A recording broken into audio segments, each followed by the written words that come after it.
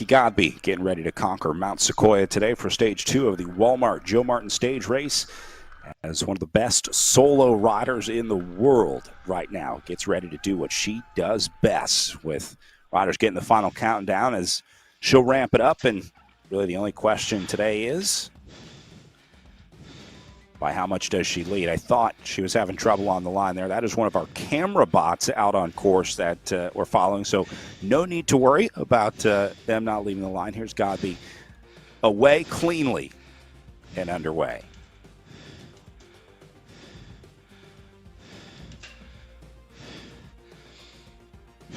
Jackie Godby undefeated so far in the Echelon Racing League with a perfect 1,000 points coming into today's stop of the Echelon Racing League. Like watching Tiger Woods swing the golf club, watching Michelangelo paint, watching Jackie Godby ride the trainer is a true honor.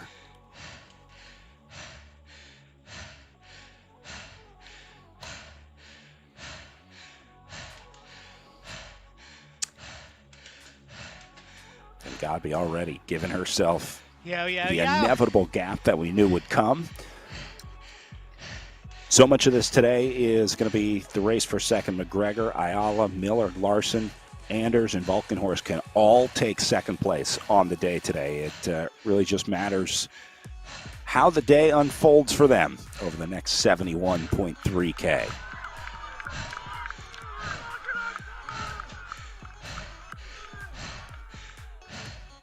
Look at this, Godby already into the red zone. Why not? Jackie Godby has a workout. If I had to guess, that's what I'm going to say. She has a workout that she is aiming to do today, and we're going to see that unfold pretty much from start to finish. It actually already looks like she's doing her little plateaus that we've come to look for on her power profile. So I think that's good. Winning is almost secondary to her today. She is taking advantage of logging onto a platform, getting her workout done, testing her internet connection, testing her equipment, obviously testing her preparation, and now she's going to garner a little bit of fitness while she's at it. A little bit further back though, interesting to see different strategies already. So Aaron Ayala, McGregor, Miller, Larson, Valkenhorst, and Anders all now still together. So in some of the races we've seen a rider like Aaron Ayala try to go with Jackie Godby and hang on for as long as she can. But it looks like today the riders are a little bit more content to ride together and almost just forget about Jackie Godby. I think they're really just trying to win amongst themselves. And just like Jackie Godby, you make the best of the cards that you're dealt. For Valkenhorst, Miller, and company, it's going to be about figuring out the dynamics of that group.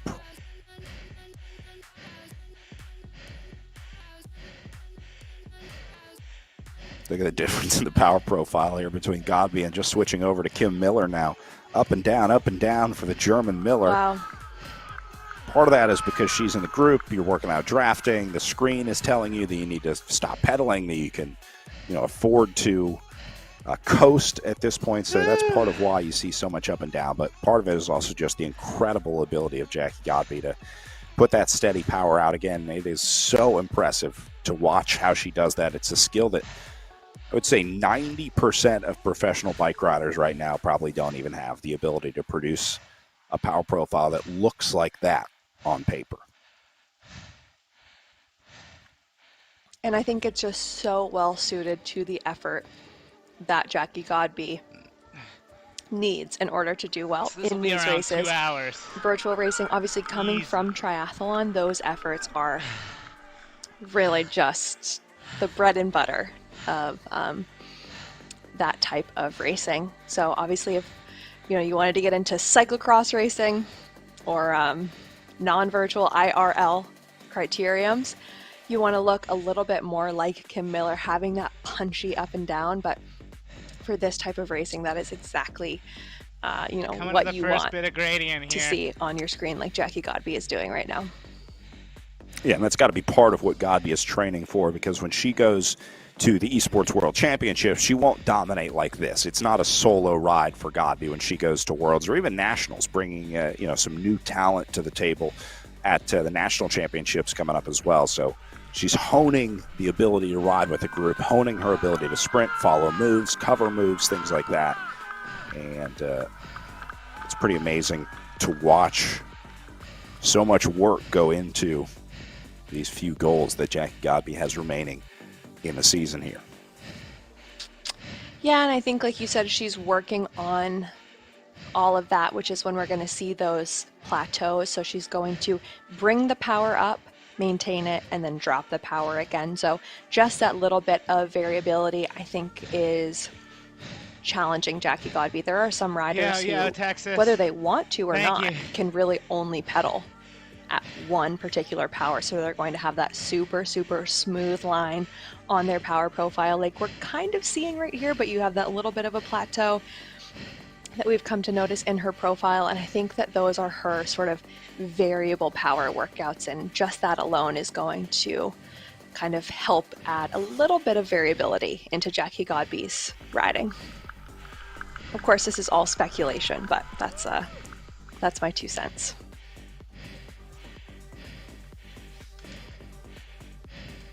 Check in with the men's B race over on the right-hand side of your screen.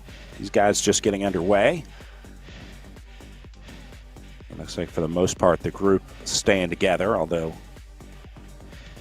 I'm sure we'll see some separation before this one gets to the final climb. Nice to see some familiar names in this men's B group. Again, the B category for riders that are maybe new to virtual racing, new to the platform, or new to bike racing in general.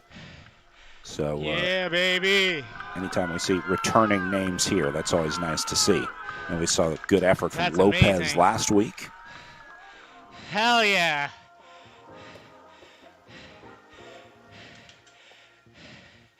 See Dominic Barnes in here as well. And 6th, recognize that name from past few weeks here in the ERL.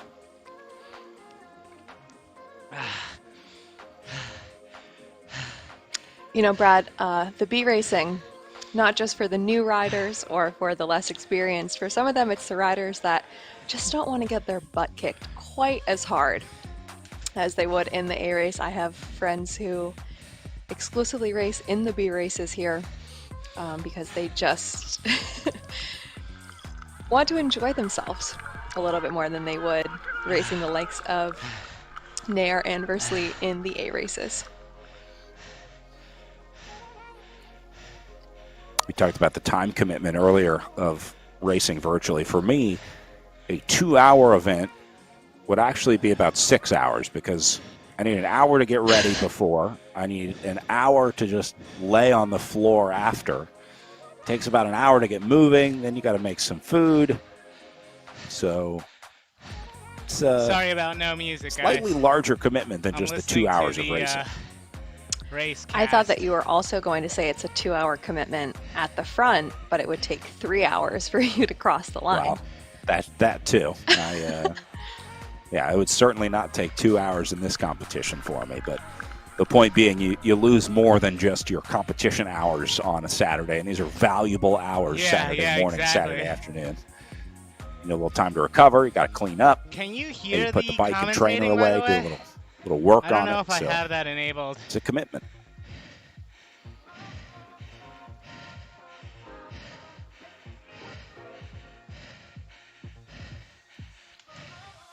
I like noticing in a lot of the SIS Zoom rooms a treadmill set up next to a lot of the trainers. So you hope that maybe every now and then when our riders are in their pain cave that they have company next to them. And of course, how sweet are the bikes set up next to Nice, the that's bikes good. on the trainer, the riders that are training together with their roommates or partners.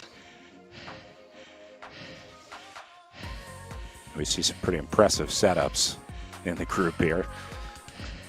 Yesterday's GC results mirroring the current GC results after stage 1 yesterday. Jackie Godby did the time trial in 10:05, but when we start looking back at this second group, we got to take some data points from yesterday. Bronwyn McGregor, by far the strongest rider on the uphill time trial with an 11:13 to Kim Miller's 12:08, Ava Doerr's 12:28, and Erin Ayala's 12:32. So that tells me that McGregor likes the climbing. She likes the uphill. Pieces off the front. But will she like it 66.5 kilometers from now is Somebody the had question. their Wheaties this morning. Based on the data from yesterday, McGregor certainly seems to be the favorite in this group today. Yeah, that's some really good data to see going into today's stage. Obviously, Brown McGregor, what that tells me is that she has a fantastic 10-minute effort in her quiver, but it's really just a matter of being able to get to 10 minutes out with anything left in the tank. 6:10 a.m. in New Zealand right now. Sun coming up in the window for Bronwyn McGregor there. Looks like Got she a has little a audience. IRL spectator on the Yeah. couch. Not sure if they're watching the live stream or just watching her gameplay. I remember seeing this gentleman last race cheering her on.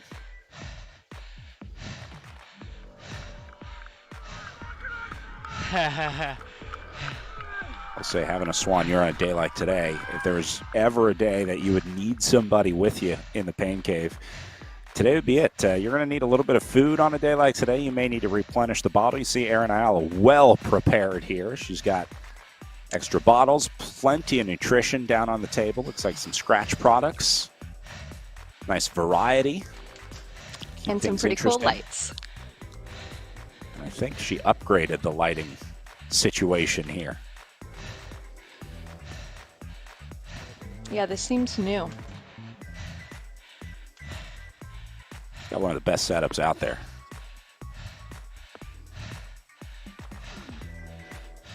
Over to Kim Miller, Beast Mode presented by Rose Rider. Sparked a pretty good discussion last race about the ergonomics of European windows and doors.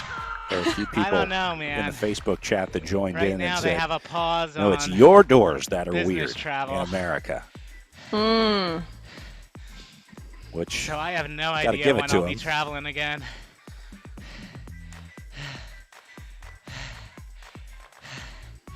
I gotta get off the front.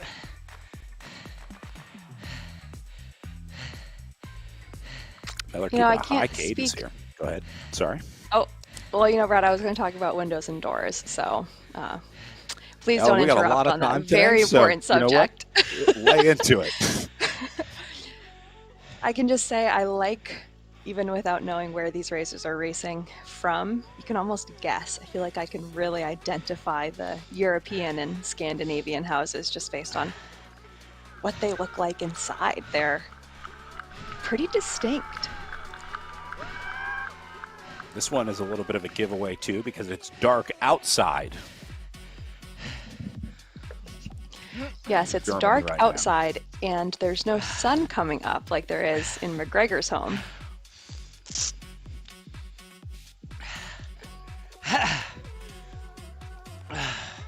Mac? Over to Julia Anders. All right, here comes the up climb. next. On the time trial bike, although like most virtual riders, very rarely spends time in those middle bars, the arrow extensions, I guess.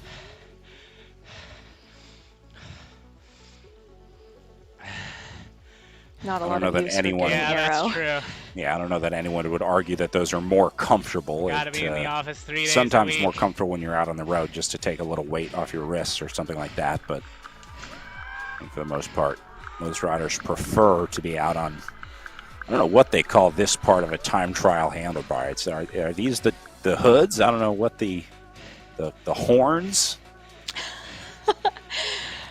You know, I've never heard him call horns before, but Well, I I mean- like that. You know what I'm saying when I say put your hands on the hoods, you know exactly where that is on a drop bar. If I say put them in the drops, you know exactly where that is. If I say on the tops, you know where that is. But if I wanted you to put your hands where they are right now, I wouldn't know what to say. The outside, I guess, of your time trial bars. I would almost want to call those the tops.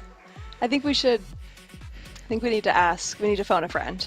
Yeah, let us know in the Facebook chat if you have a preferred terminology for the outside of time trial bars. Jackie Godby would know. She spends a lot of time in them. This climb's about to get juicy.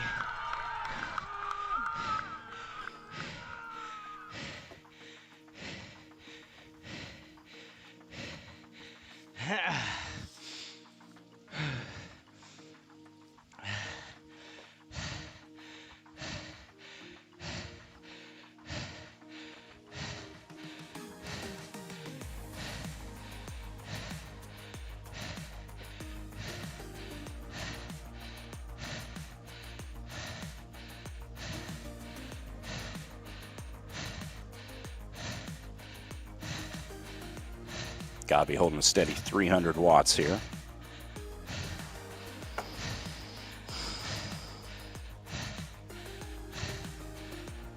And you can see the difference in the average watt per kilo between Godby up here at the front and the riders in that group behind him. Barely kissing 4 watts per kilo as Godby holds it there steady on a 5% gradient right now.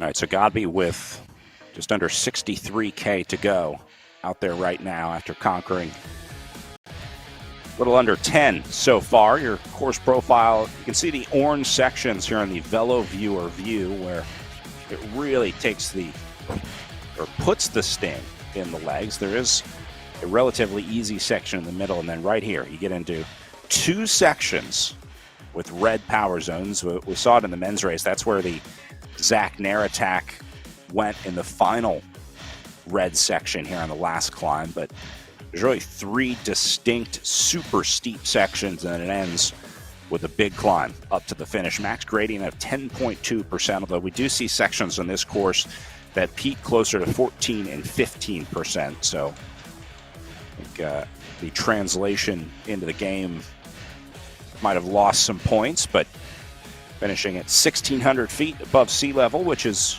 pretty high in a place like Fayetteville, Arkansas. You're not going to get the type of elevation that's going to make the air any thinner up there, but that means 1,300 feet of climbing from basically sea level in town.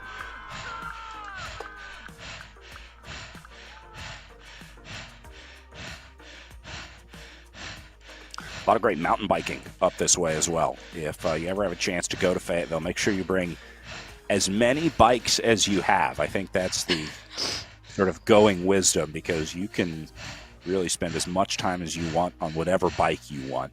Aside from, I guess, the track bike, unless you're going to cruise around town to the various coffee shops, I guess you could ride your fixie around. But incredible mountain biking trails up this way.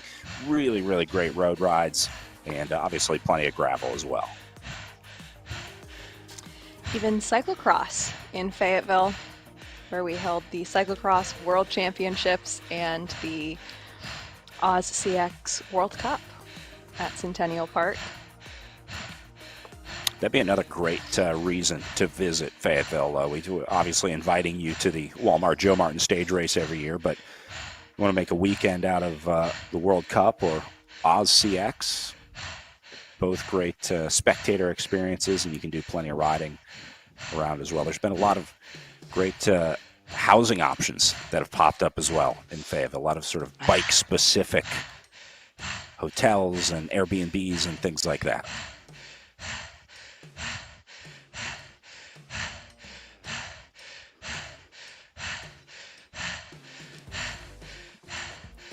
Back over to our men's B category.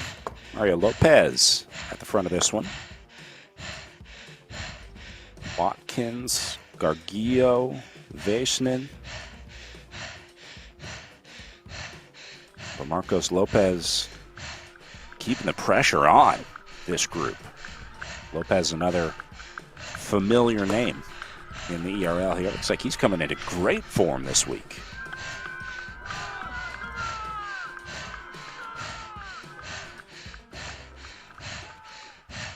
He's a rider that I've come to expect to see great kits from pretty much every time we are privy to his Zoom room. We're seeing a dose of style, if you will.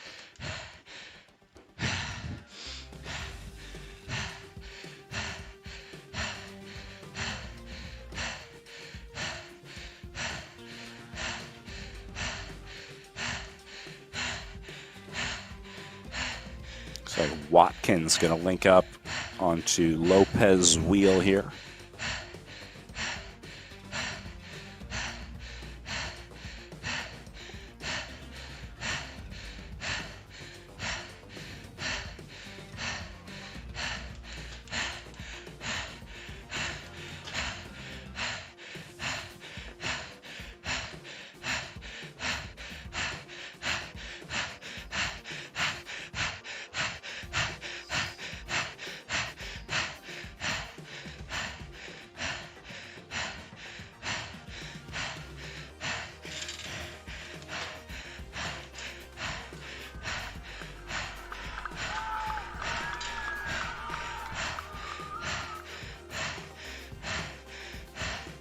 Looks like these guys about to have another addition to the group as Gargillo going to get there. Oh, the Foundation CCB kit. Nice to see some familiar team names. He's got the gaming headset on. I like this look. Rod, he looks like he could be joining us. He does. Shout out to the Foundation squad.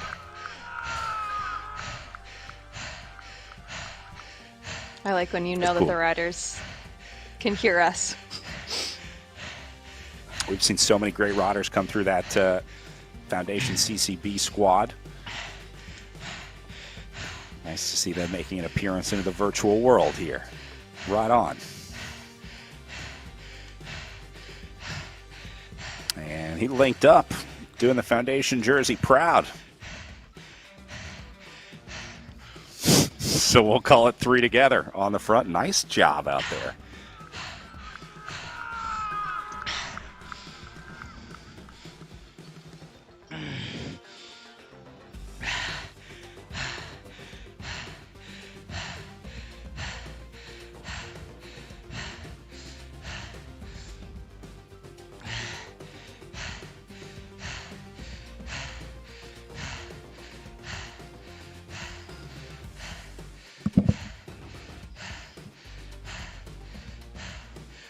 Go check in with our Chase baby. group over in the women's That's A good race. stuff. Alkenhorst and Miller up on the front. Looks like they lost Anders and Larson out of this group. So 2, 3, 4, and 5 remaining here. Anders at 330 back, Larson at 570 back. Then there were 4.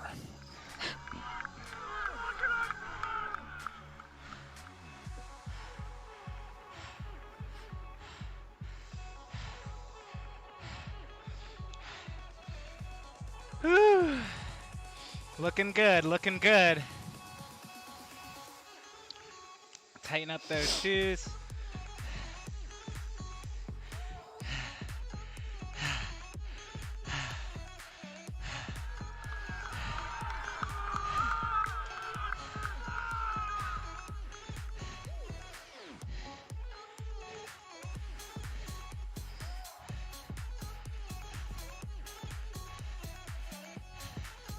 Nice downhill section here, an 8% gradient on the way down. One of the fun parts about this course, the in real life version, all the riders always talk about kind of the constant ups and downs. It's always interesting. There's always something to sort of keep your mind occupied on these long days while you try and keep your mind Looks off like we're of the gonna get a finishing fourth climb and I'm okay with associated that. pain that awaits you. Thanks, bro.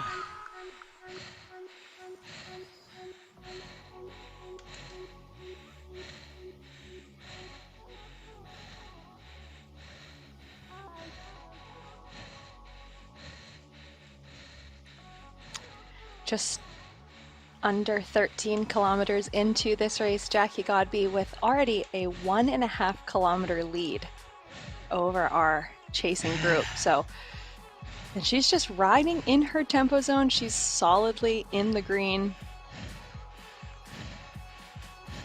I think we're going to see pretty massive gaps form out there today.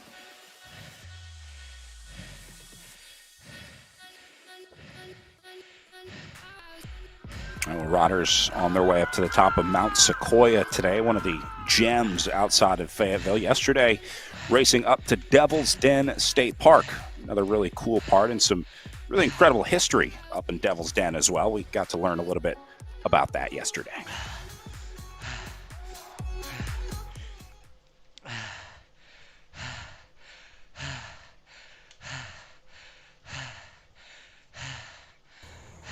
Welcome to Devil's Den State Park. My name is Miss Dina and I'm one of the park interpreters here at the park. Today I'd like to invite you all on a virtual hike through the legacy of the CCC. We will spend about 10 minutes virtually exploring the park's CCC Interpretive Trail to discover some of the most important historical resources. All right, here comes some gradient. Work done by the CCC. Devil's Den State Park is a special place set aside to protect and preserve the cultural resources, like our CCC history, of this unique Ozark Valley in northwest Arkansas. So I've mentioned CCC a couple of times. Can you guess what CCC stands for? If you guess CCC stands for Civilian Conservation Corps, you were right. Today's hike will take us through the main CCC camp where 200 young men stayed while they were building our park. As we walk along the footsteps of the CCC, we become part of the park's legacy. Let us now explore that legacy.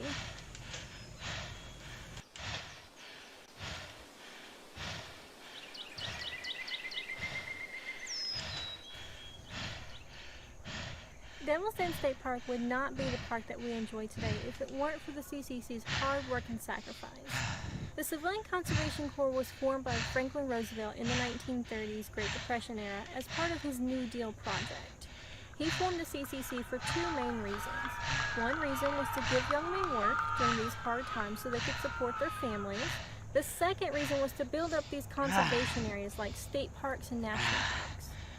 The type of work that the CCC boys did while building the parks was building the trails, such as our Devil's Den Trail, Lake Trail, and the Yellow Rock Trail. They also built the roads into the park so people could come down and enjoy this beautiful place. They planted trees and built recreation facilities like our cabins. We will actually get to see one of our cabins today here in just a few minutes. It was hard work building the park. Those of you that live in Arkansas or live in the surrounding states, you know how hot it can get here in the summertime. You also know how cold it can get here in the wintertime. Now, imagine being a CCC worker working in these outside conditions, the heat of the summer, the cold of the winter, doing this for $1 a day. I'm live. Yes, just $1 a day. That's how much they were paid. I'm guessing most of you make more than $1 a day in your weekly allowance or paychecks, so $1 doesn't seem like a lot of money to us. Yeah, I need it cold in here. But it was a lot of money back then, especially during the Great Depression era when there weren't a lot of jobs, not a lot of ways to support your family and to put food on the table. So the CCC was a good project to bring America out of the Great Depression era. All of our young men working in the CCC were aged 18 to 25 years old, and they were unmarried. This is going to be a long race. A CCC worker was paid It's going to be around 2 hours and paycheck, 15 minutes. But $25 was sent home to his family. That's how a lot of families So we are not supported. pushing the flats. If they had a son or an older brother working in the CCC, their family was being supported. The extra $5, the CCC worker got to keep for himself. He usually would save it up because he was staying here and living in the CCC camp. He didn't need much. He was well taken care of. I'm a minute behind in GC, so I am not going to pull. They gave for him a work second. uniforms and even 2 pairs of shoes. So life was pretty I'm great just gonna here, sit on. despite the hard work that they were doing. Let's walk further down the trail I'm to see trying to where open these up a young men huge lived gap and worked and talk about some of their daily on the final routines. climb.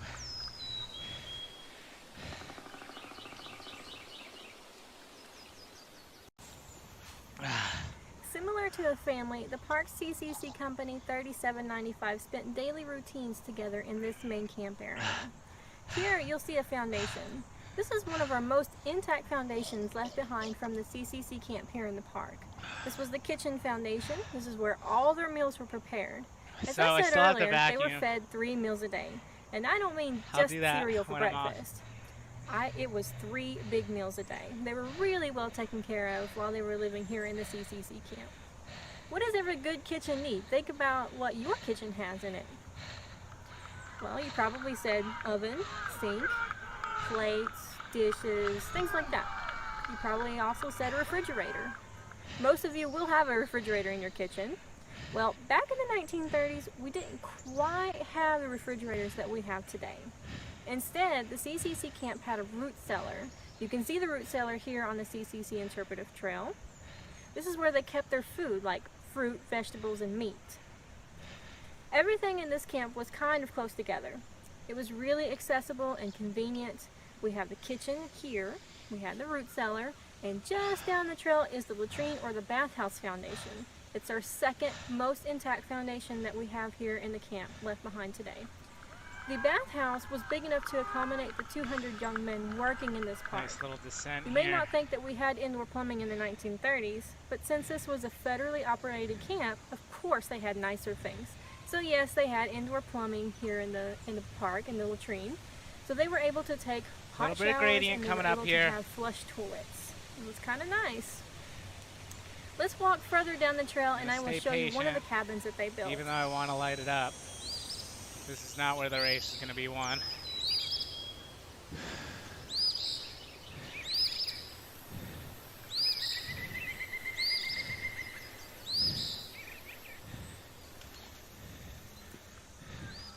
The CCC built structures you see in the park were made of natural materials found in the area and were built to last lifetimes. This is cabin 17 behind me. You'll notice that the foundation of the cabin was built using the native sandstone from this area, and the wood siding was made of wood from this area. The CCC built their structures in the rustic style of architecture, also called parkitecture, so that they look like they belong to the natural landscape. They blend into the natural landscape. Doesn't it look like cabin 17 belongs here in nature? All of our cabins that were built by the CCC in the 1930s here in the park are unique in their own way. Just rolling now. They have different floor plans. They're different sizes. Cabin 17 is what we call a studio cabin, which means everything is in one room. It's one of our smaller cabins, but the cabin is special because this was actually the headquarters for the CCC camp here in the 1930s. Today we've explored the main camp area where the CCC lived while building our beautiful park. I'd like to encourage all of you to seek out more information about the CCC or experience CCC structures firsthand. There is a really great documentary I recommend that you watch. It's a PBS video about the American experience and the CCC work done in the entire nation. It really goes into detail about the young men in the 1930s and the hardships they went through to build our country back up from the Great Depression. You can also find out more information about the CCC work done at Devil's Den by contacting us. Our contact information is found on the Arkansas State Parks website. I also encourage you to look for CCC-built structures in your community, or visit Devil's Den State Park when you're able to experience the park's CCC structures for yourself. As you walk along the footsteps of the CCC, you become part of the park's legacy. Thank you for participating in today's hike through the legacy of the CCC and virtually visiting Devil's Den State Park.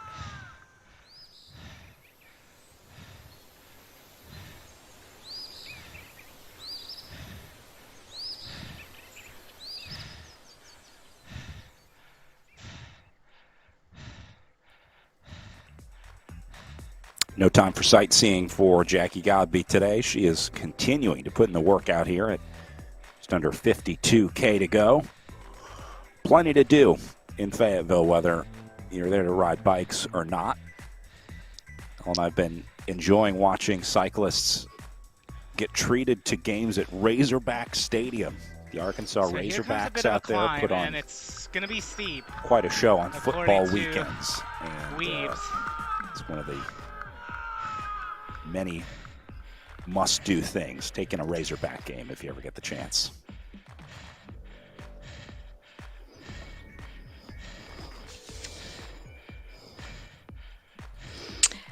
Yeah, the interesting thing about Arkansas is that it doesn't really look like it's in the South, but it definitely is considered Southern, and it acts Southern, especially in the way that they take their college sports, especially football, very, very seriously. So the Razorbacks must see when you're anywhere in the South, such as Arkansas.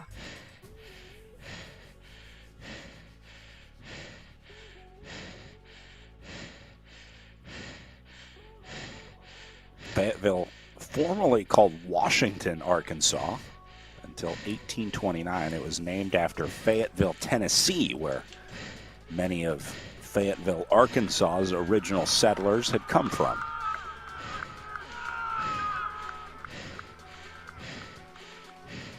Also home to University of Arkansas, the state's first and finest.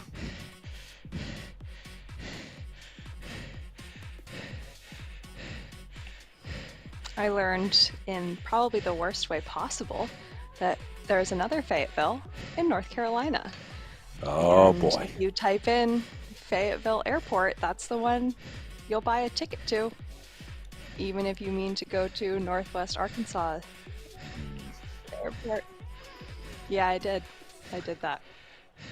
Well, Ellen taking steps so that we don't have to.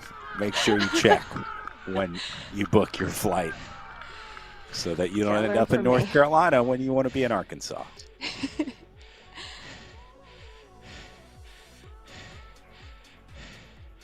Although I have to imagine Fayetteville, Arkansas is rapidly rising on the list of most important Fayettevilles in America. So maybe soon we can make that the default.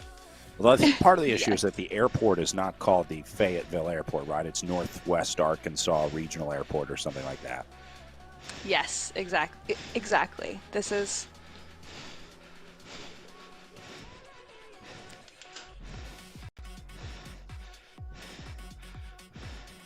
XNA, I think. Yes. I'll Google it.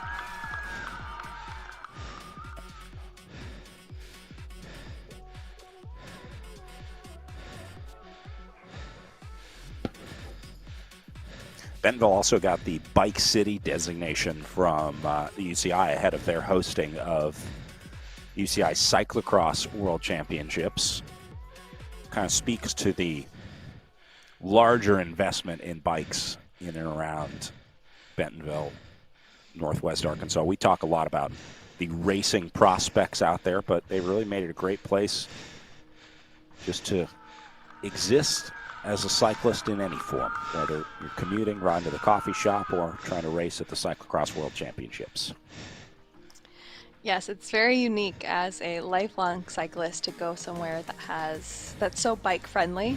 It's incredibly rare, to not feel like an inconvenience parking your bike outside of a cafe or anything like that. It's encouraged.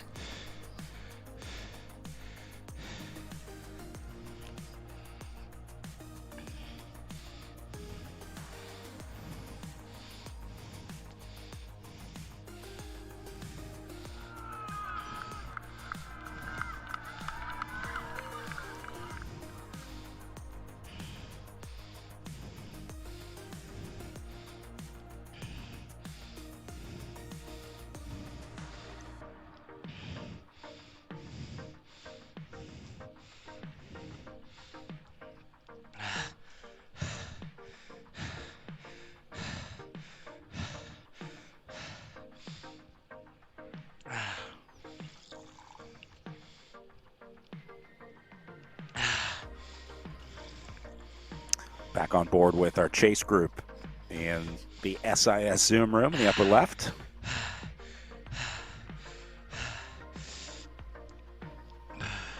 No changes out of the group yet. It's been interesting to watch these groups get better and better at riding as a group as the season go on. This core group of 5 riders that you see on your screen right now have spent a lot of time together this season, and just like anyone that you ride with, Ellen, as you sort of learn the intricacies of each of these riders, you learn how to ride better as a group, and as a consequence, your group gets more efficient and smoother. I think we've seen that with this group in the ERL this year. Definitely, and something else that we've talked about that's definitely a factor is just getting more and more familiar with this platform as well. It does have some key differences on RGT compared to other virtual racing platforms. So if some of these riders are more familiar with other racing platforms, they could definitely take a little bit of time to get used to the gameplay element here. So as the seasons progress, they're getting used to each other, they're getting used to the platform, they're getting used to themselves. And I think we can see that in this very cohesive group of 5 now at the head of the chase.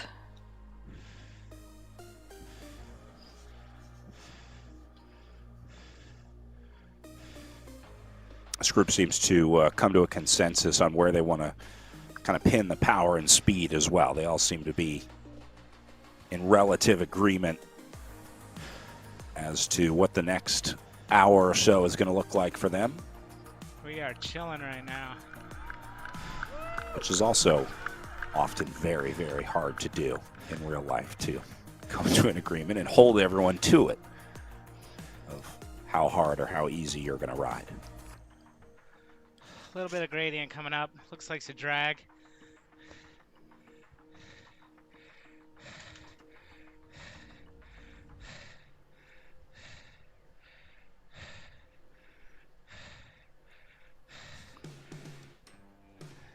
Men's B race over on the right-hand side of the screen. Looks like that front group still all together. 1st through 5th. Got a nice group going as well. So 2 5-rider groups at the front of these 2 races. Our women's A race, well, just behind the front of that race, and then our men's B race on the right-hand side of the screen on a 7% little kicker there. That split the group up a little bit.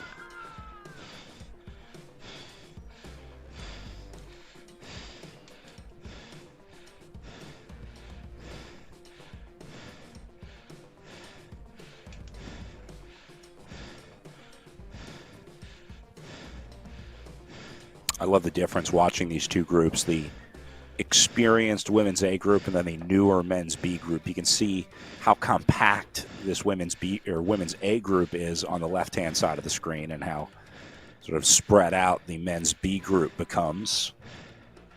Speaks to that smoothness that we were talking about,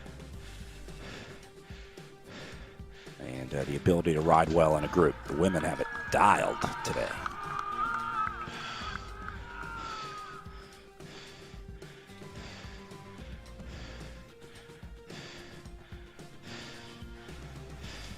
Lopez seems to be an aggressor over in the men's B race. That's probably part of why they're riding so disconjointed, because there's always that one guy in every group.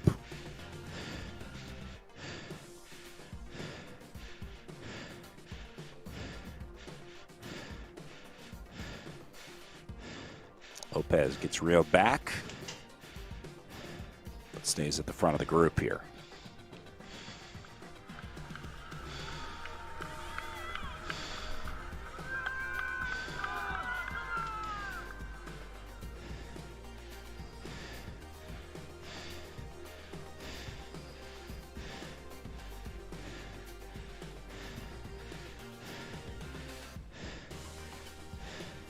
Gargillo seems to be the rider that has been best able to answer these Lopez moves,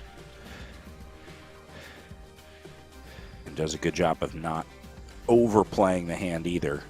One really common mistake you see is that when riders chase and make a catch, they then go right by the rider that they were chasing because they were working so hard to make the catch, and then once they do, they don't let up off the power in time. That sends them right by these guys.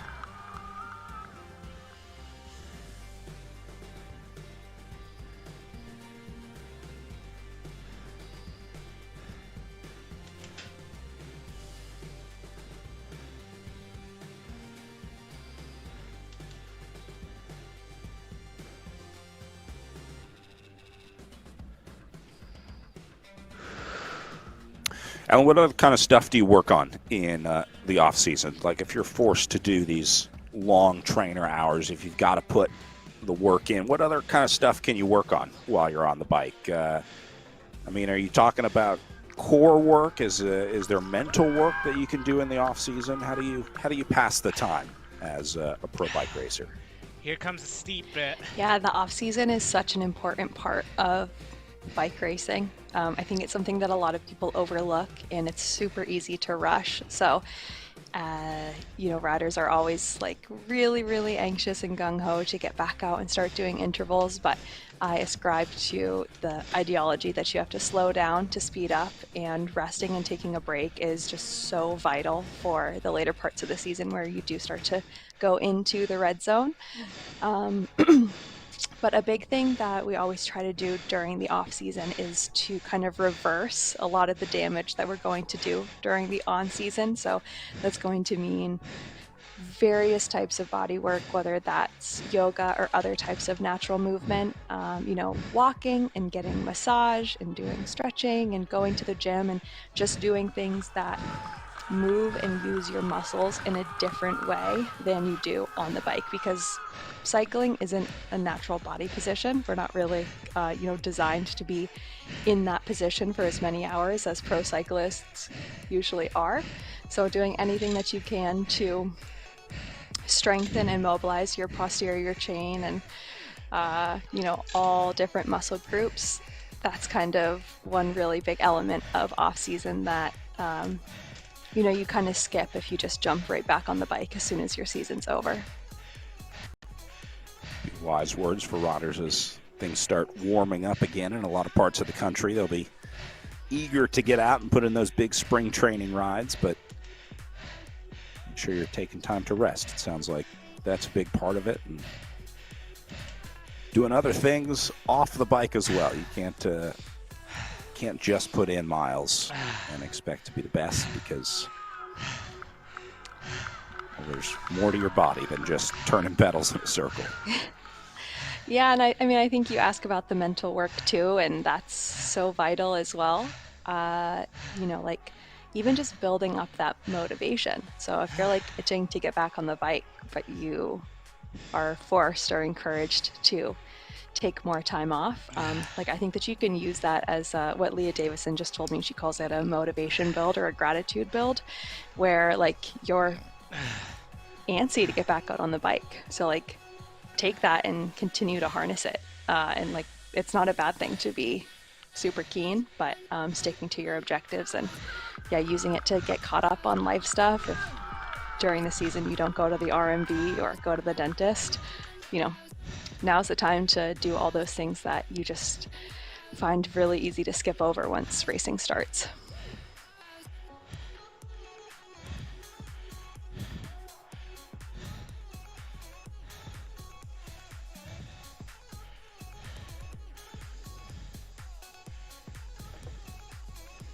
Back with Dominic Barnes, voted the coolest pain cave last week. I'm now noticing he's got a mic and what appears to be like a MIDI controller behind him. So I wonder if he does either streaming or music. He's got some faders and some touch pads down there near his left wrist.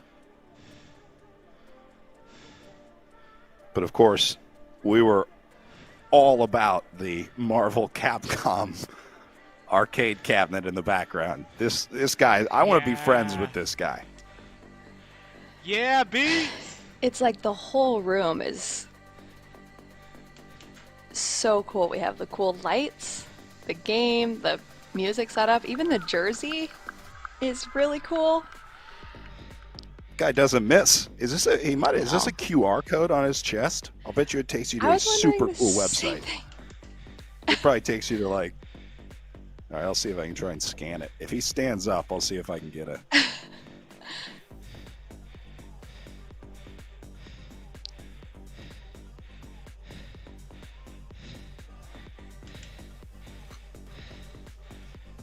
I don't know if it's going to work. We'll try.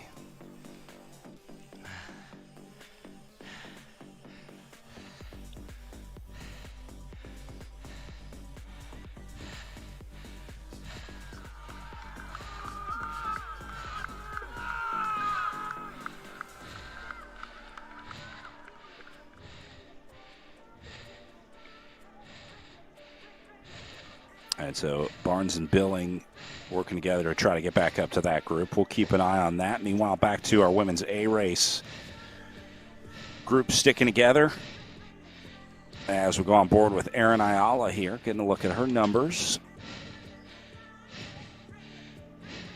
See the up and down power profile here now. That's part of what comes with riding in a group, just like in real life. When you're on the front, you got to work a little harder. When you're not, you got to rest a little bit. So I think that's most of the ups and downs that you're seeing on Ayala's power profile here. And that translates into a perfectly smooth group, and so that tells me that Ayala's just taking her turns at the front when she needs to, and the game puts her there, and then very smartly taking the power off a little bit when she doesn't need to.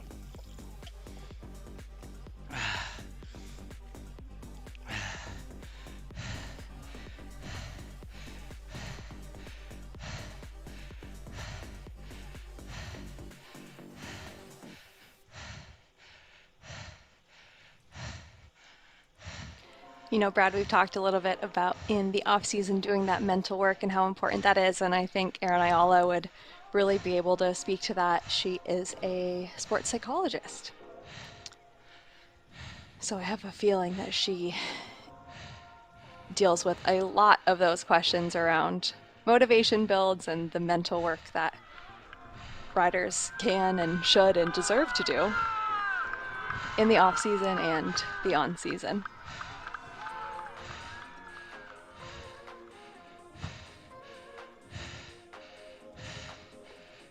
Seeing some comments in the Facebook chat about some preferred off-season activities.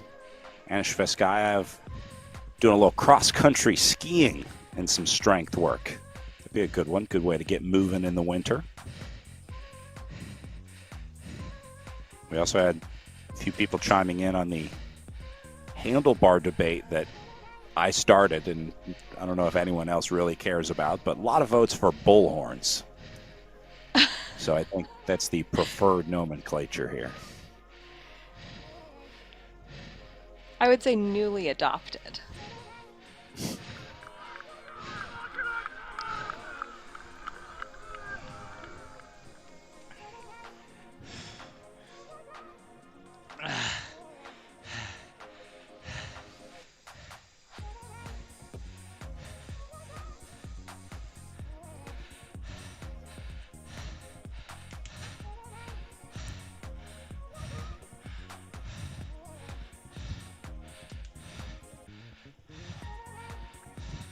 Ayala working through the nutrition. If you're doing a 2-hour ride, and I know this is different for everyone, but I think most people would generally need to take in at least a few calories over a 2-hour ride. A 2-hour race, certainly, if you're putting in a race effort. Almost everybody's going to need to replenish those at one point. You'll do it through both food and drink, but I would say on a day like today, probably more than one nutrition refill throughout the day. So looks like Ayala's gone into her first pack, but for a 2-hour race, Ellen, what are you taking with you in your virtual back pocket? Yeah, that's such a great question. It's really going to depend on rider preference, effort, kind of efficiency. So some riders burn more than others, depending on, of course, how hard you're pedaling, and especially relative to your weight. But I saw something on Jackie Godby's Instagram before today's start about, asking that same question. She didn't really know how long the race was going to be, how long it was going to take time-wise. She said that she wanted to take in enough calories without having to use the bathroom, because I think that that's actually like a really great thing to think about. And that's where, for her, that practice of doing these races really comes into play and helps her prepare for nationals and worlds. It looked like she had 3 bottles, some with carbohydrates, some with electrolytes, and a little bit of caffeine as well. And so I think that's a good mix. I know that I was drinking, I think like, the rule of thumb is a minimum of 1 bottle an hour, just in terms of staying hydrated. But obviously on the trainer, that's a little tough because you're going to be sweating so much, but then you also really don't want to need to pee. So it's a really tough balance. And I think it's just going to depend on each individual rider, and there are a lot of different formulas that you can use to calculate just how much you need to be eating in terms of carbohydrates. But in a sense, it's almost more is more when you're pedaling this hard. As much as you can take in is probably not going to hurt. We have pontificated on a lot of things on these ERL broadcasts, but the hydration to pee ratio is a new one for me. I've never considered that, but it certainly makes sense.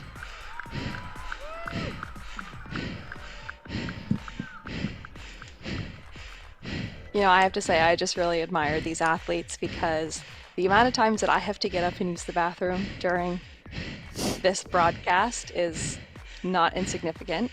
I basically have to have my own soigneur bringing me things. I need hydration. Can I get a refill? I don't know how they do it also by pedaling so hard. Well, there's a lot of sweating on the trainer. If you've never ridden on a trainer, but maybe you've ridden outside in real life, you will be shocked how much you sweat when you don't have that evaporative cooling sort of constantly wiping it away. People are blown away by how much they sweat. A indoor bike for a lot of mechanics is your worst nightmare because you get this corroded handlebar tape. A lot of times the sweat will get into like the headset too, and that stuff is vicious with metal parts if you let it sit. So that's why you see so many riders with towels draped over the front of their handlebars. Some riders have these special made sort of hammock devices that go all the way along the top tube back to the saddle. But it's another good tip for maybe any riders in the B group. Make sure you're not sweating all over those handlebars. And if you are, make sure you get those checked out before you take them off on the road, because after it eats through the tape, it eats through the bars, and we've seen broken handlebars from riders that spend too much time on the indoor trainer.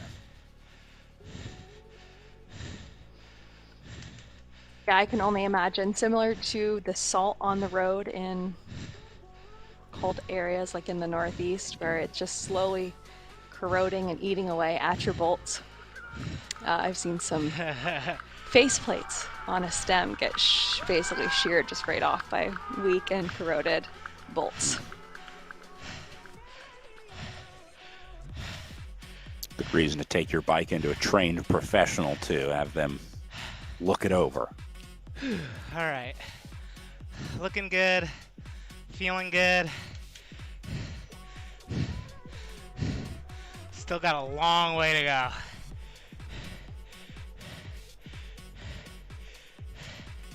This is probably going to clock in at 2 hours and 20 at this point.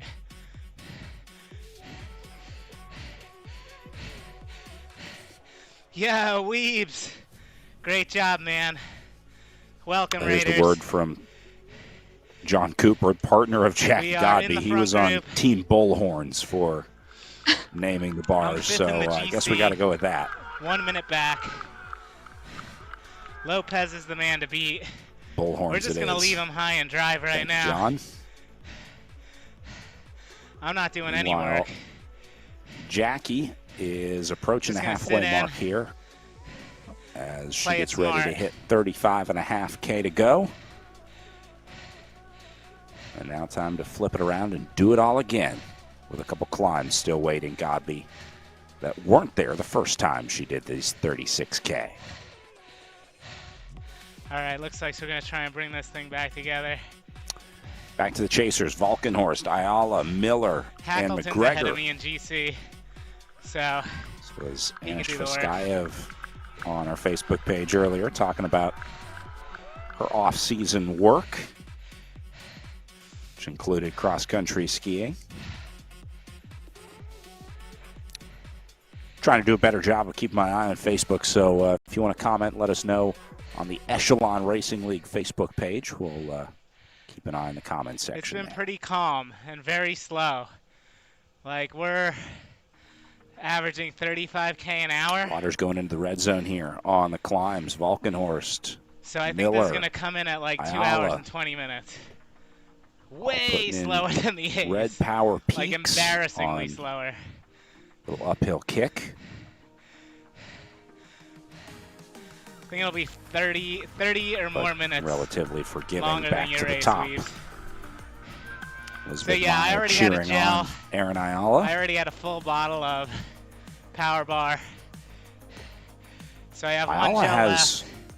Another bottle of Power Bar left. some of the most fans in the group. That should And do us good Sky have said Aaron spent more for the time rest of setting this up thing. lights than actually warming up.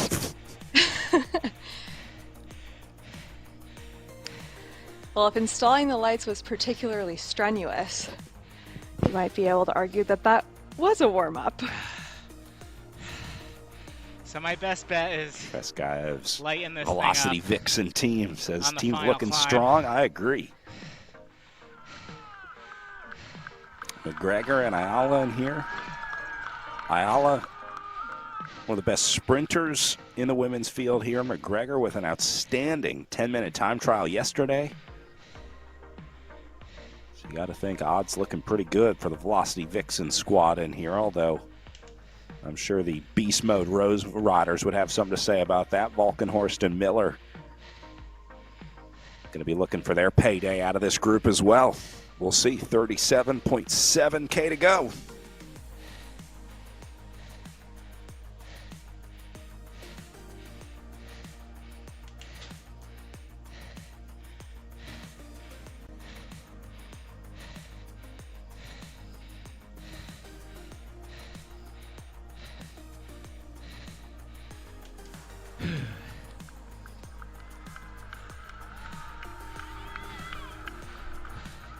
I think my average in this race is going to be below 3 watts.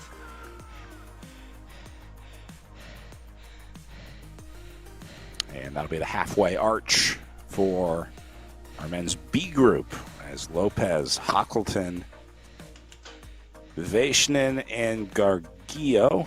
We'll add Watkins to that group as well. All 5 of these together on the front. 36K to go for them.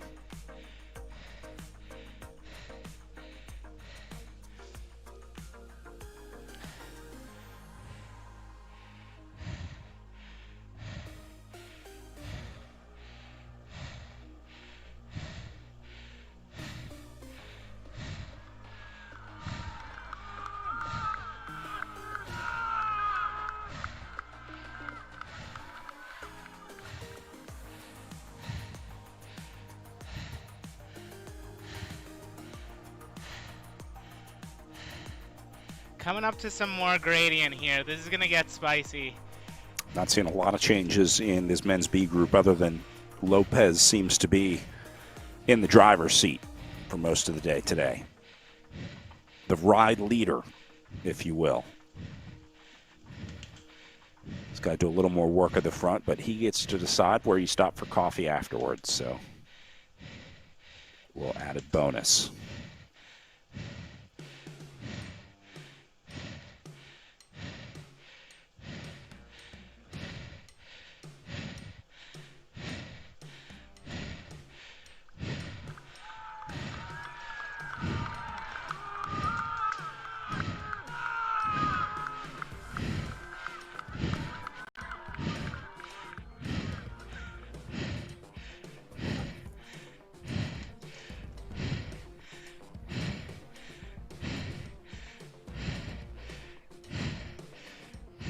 Jumping over to women's chasers coming up on their halfway arch as Anders gets back in.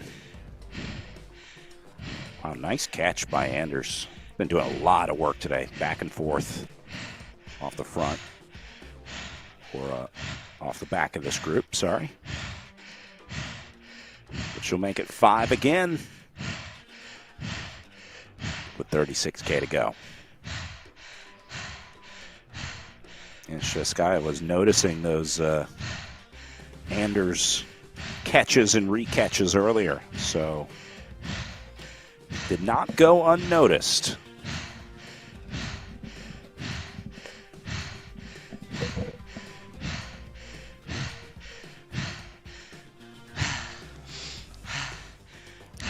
We talk about the familiar names in this group like Valkenhorst, Ayala.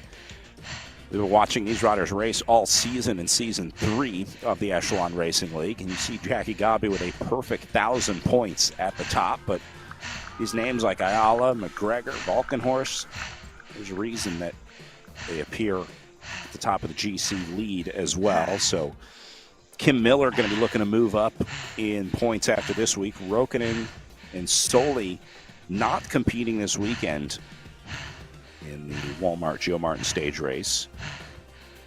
So Miller should be able to move up at least past Rokkanen, and probably she'll move past Soley as well.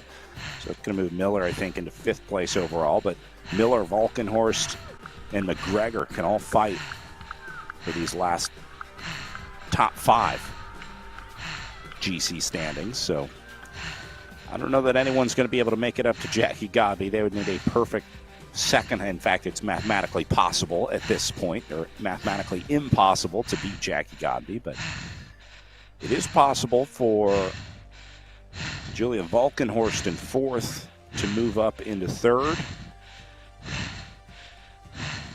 And technically possible for Erin Ayala to lose 2nd to her teammate Bronwyn McGregor, but that would take some pretty significant gaps in the last couple stops of the Echelon Racing League. So still some good battles out there, and a lot of those battles are taking place in this chase group out there right now with 5 riders trying to bring them back. Jackie Godby yesterday with a 10:05 compared to Bronwyn McGregor's 11:13 and Kim Miller's 12:08. So you can see how much faster McGregor was than the rest of the group at 11:13. Not quite a full minute faster than Kim Miller, but go down to Dora, all of these riders closer to 12.5 or 13 minutes. So great ride yesterday for McGregor. And you have to wonder if she can apply that 10-minute effort at the end of the day today, because if she can, theoretically, she should be able to beat Kim Miller by 45 seconds. Although a 10-minute effort at the end of the day today is a lot different than a fresh 10-minute effort yesterday. A little bit of gradient there. Yeah, it is. Feeling But it good. does go to show what Bronwyn McGregor has, like we talked about, in her quiver, in her arsenal. We know that she's a very, very good, almost middle distance runner, if we're talking in track terms. So we know what she's capable of.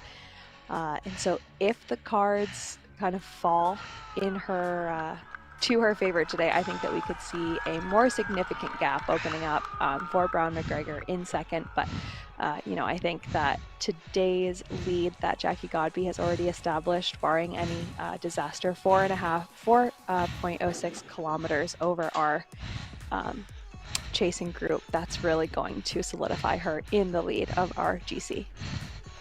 Well, we were talking about how things could shake up in the GC, and just like that, this group is shaking up. Valkenhorst has been dropped out of the group. Anders is gone as well. So that leaves McGregor, Miller, and Ayala up at the front. Valkenhorst just doesn't have the legs to go into the red power zone here, so she's going to stay within her limits. And this is smart bike riding, too. It's better to sacrifice for 5th rather than try and stay up with that 2nd, 3rd, and 4th place group, completely blow up and totally end your day in 8th or 9th place. So Valkenhorst trying to salvage this one right now. Yes, and as we've seen, there is room for comeback in this race. So we saw that, but in the men's race, where riders went out a little bit too hard and really paid the price later on. We've seen some really good chases and comebacks from our women and even in our men's B race. So for Valkenhorst, she just kind of take it easy. She may be able to regroup and, come back from this. Whereas if you go so hard that you completely flood your engine, there's really no coming back from that.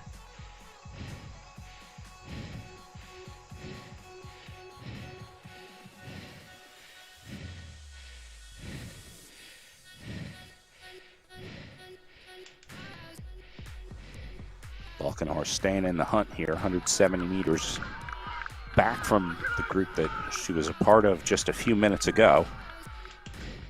But I think the distance and that last little kicker getting to her here, it was on a climbing section, this little uphill kick. You can see they're starting to get into the rollers now. So when the other riders went into the red power zone, that was what kicked Vulcanhorse out of the group.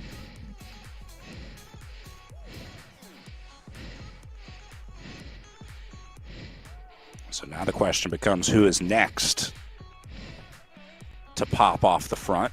And there's only 3 left, Ayala, McGregor, and Miller. Miller, All right. the lowest ranked on think it's GC. gel Remember, time. Ayala and McGregor, Maybe not. second and third overall in the Echelon Series, but McGregor with the best time behind Jackie Godby yesterday.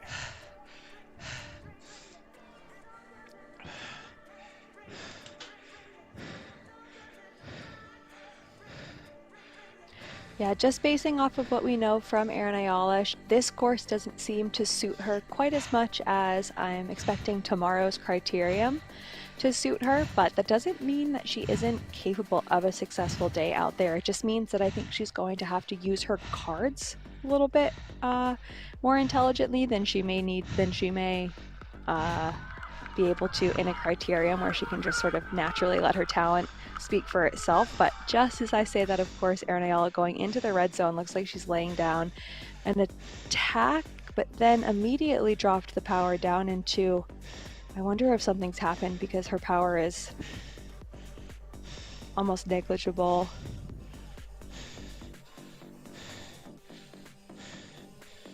Looks like it's coming back up a little bit, but that was really interesting. We saw a pretty massive attack, I think, from Ayala.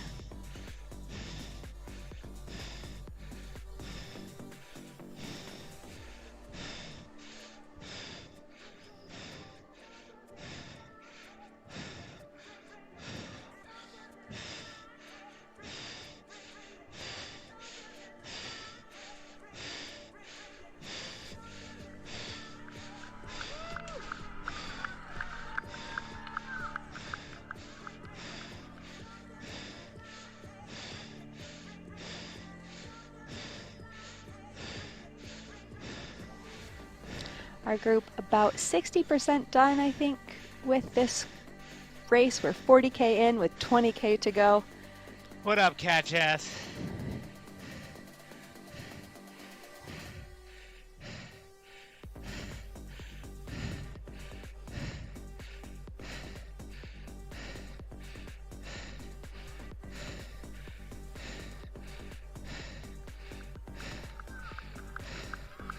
Feeling good, feeling We're good. back in the SIS, back in with the SIS Zoom room of Erin Ayala. You can see she's slowly working through those scratch chews. It's kind of funny, every time we go to her Zoom room, another chew is missing, but I can definitely speak from experience that it's so hard to eat on the bike, especially when you're going hard, so it has to be almost like a game at times where it's like, okay, I have to eat this chew now. And you can also see it looks like maybe a chat going off on her phone. She has a lot going on here. She's managing a lot right now.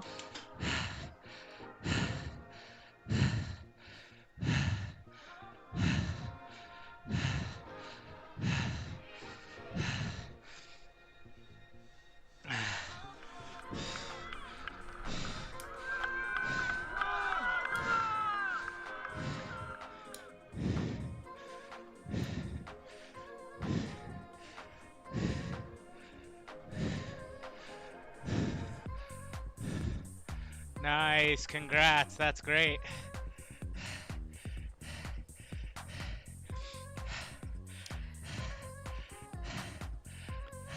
This is interesting perspective from Kim Miller. We're able to see her power profile that looks very different from that of Jackie Godby's or, even Brown McGregor. So you're seeing just like these massive spikes. It almost looks like a heartbeat more than anything else. So I think that's kind of interesting. If she's not able to regulate her power, this Forgot to finishing do a climb record, could but be I think it'll challenging be for fine. her. It's definitely looking like the end of this race could suit Brown McGregor most out of these three riders, with tomorrow's race maybe suiting Miller and Ayala. But of course, it's about so much more than just...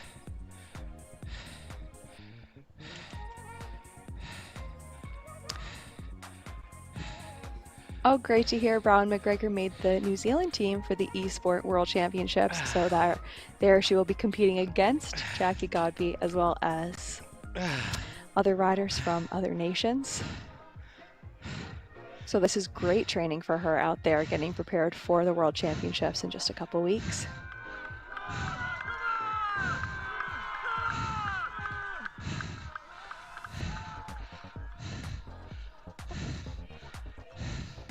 As I was saying before, it's about so much more than just the rider's power profile, because of course if it was just about the power profile, we wouldn't need to race. We would just be able to say, well, this rider pedals the fastest or they pedal the hardest, so why see how it works out? But it's really what those riders do with that power, how they play their cards, where they can serve, where they go hard. And so sometimes it's not always the strongest rider that wins, but it's the smartest rider that wins, and the rider who is able to use their matches most conservatively and most intelligently. So we'll be interested to see how this race shakes out with these three riders at the front. It means that one rider will be going home without a podium spot. No pressure. Virtual podium means something.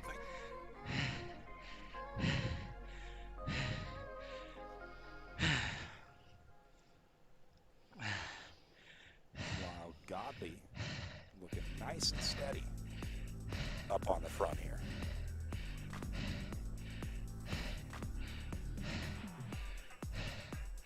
$27K to go.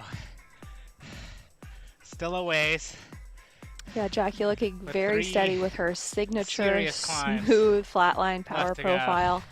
Interesting to see, it doesn't look like she has those plateaus that are sort of indicative of her intervals or her efforts. So I don't know whether she's doing them today or maybe she's waiting until she is 5K ahead of the chase group. But at the moment, she's just looking smooth and steady as always.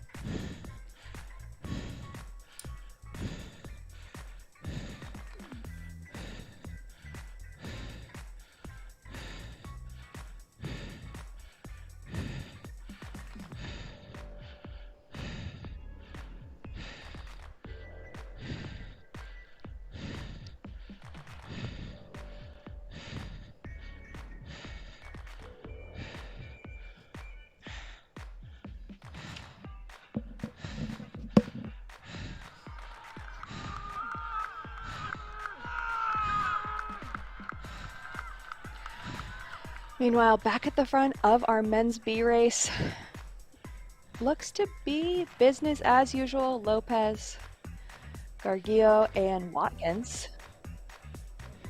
Yep.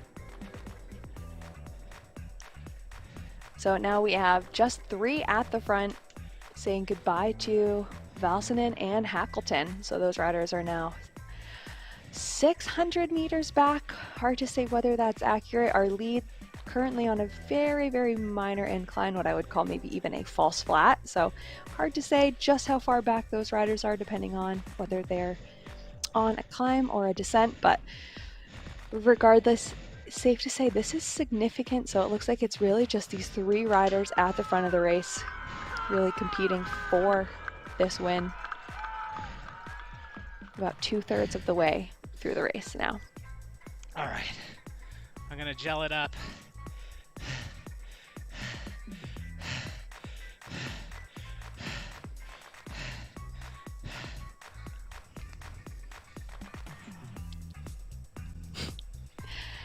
Getting a little bit of a signal from Lopez in his SIS Zoom room.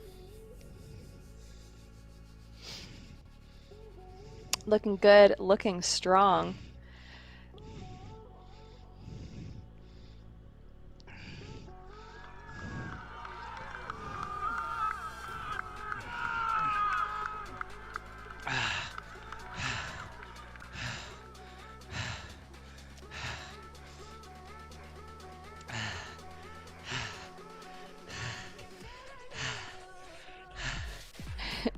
Looks like it's snack time for Gargulio in his Zoom room, taking a little bit of nutrition. Oh, and now a power bar bottle.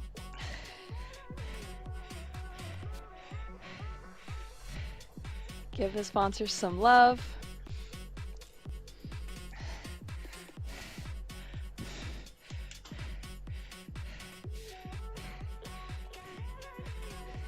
You know, I just have to say that I feel grateful that we don't have audio coming out of that headset, or else it would probably just be breathing noises.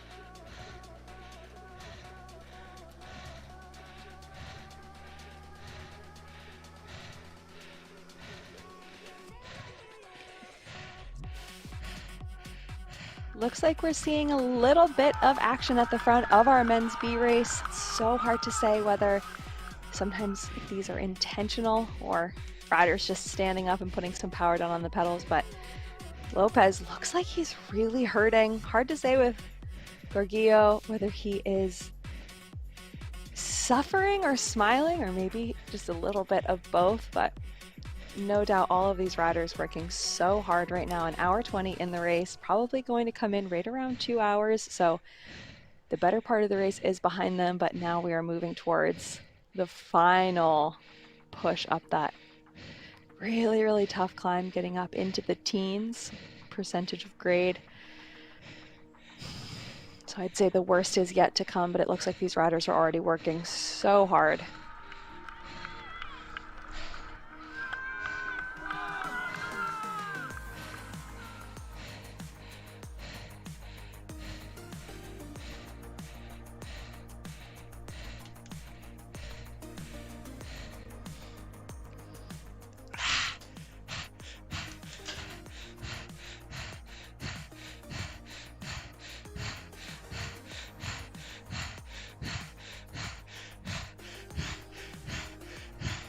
Back at the front of our women's race, no surprise to see Jackie Godby in the lead, and I think we're maybe seeing, potentially too soon to tell, but it looks like she might have just done a little bit of an effort. Her power was super high for a few moments, up into the 500s, which even without knowing her weight, I can say is massive, massive power. Then it looks like it dropped a little bit, and now she's ramping it back up. You can see her her soigneur fresh off of his race. John Cooper in the background.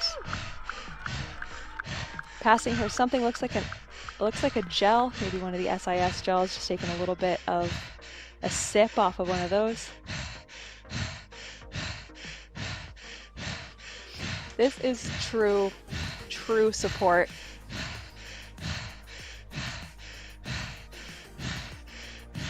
Looks chilly down there in the basement. He's got the hat, fully zipped fleece, and I think that's probably why they ride down there.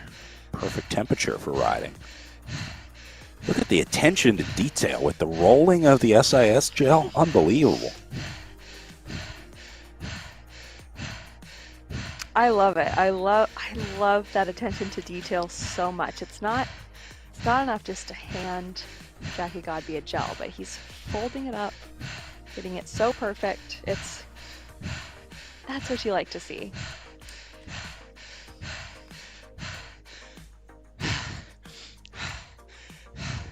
Come on, Watkins. Stay with me.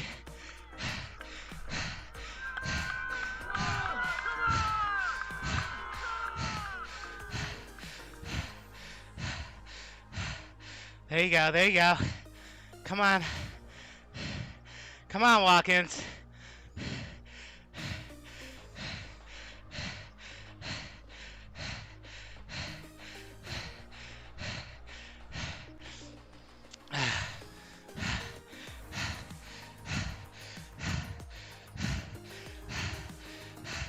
So we're listening to the race broadcast.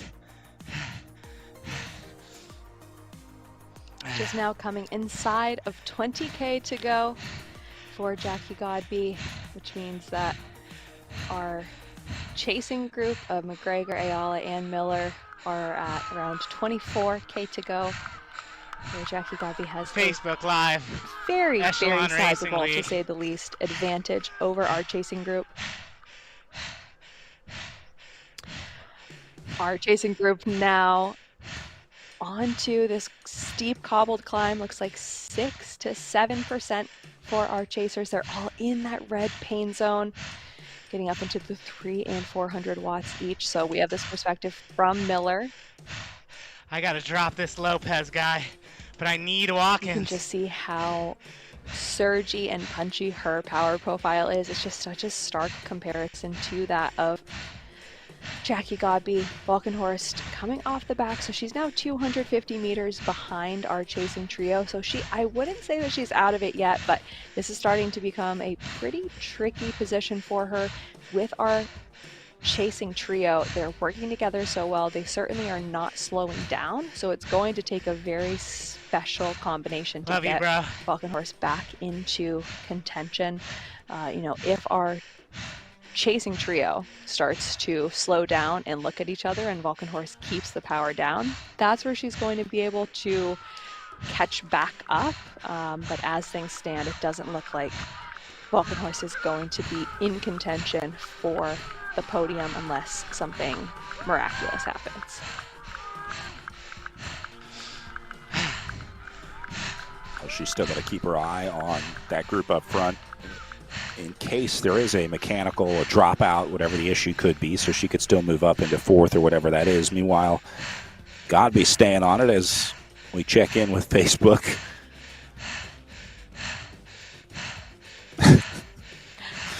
Commenting about John Cooper embarrassing all of us lesser talented significant others with that support quality.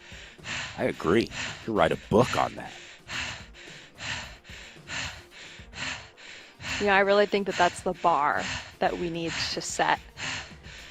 That's how we all need to support our significant others. Just whatever your partner's equivalent of rolling up an SIS gel is, that's what we should all be aiming for. That's what you all deserve, and I hope nobody settles for anything less. Yes, Queens, that's what we deserve.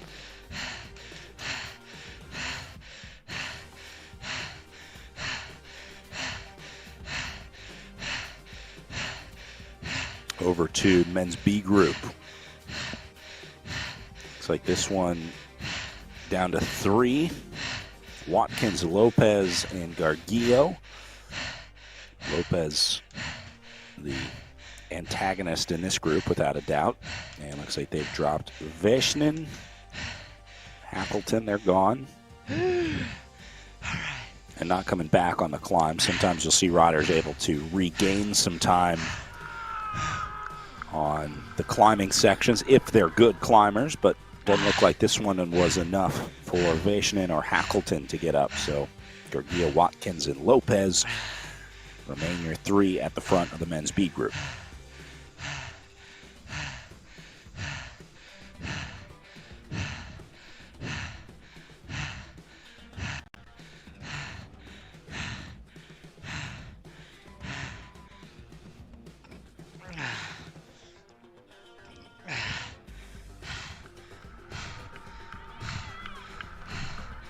Oh yeah, I just had my last gel. Women into the red zone now, all 3 of them right at the in next this group, climb. putting down red zone power And then right I've got half a bottle of power bar Miller, left. Ayala, McGregor, all So I'll get lighting into up their that numbers. After this next climb. And that's because Two of a climbs to go. 12% gradient that they're working their way through right now. Almost halfway up this climb.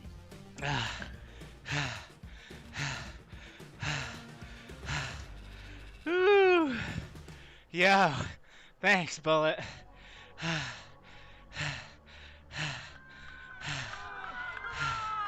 So we got a nice gap. Top 3 should be locked in.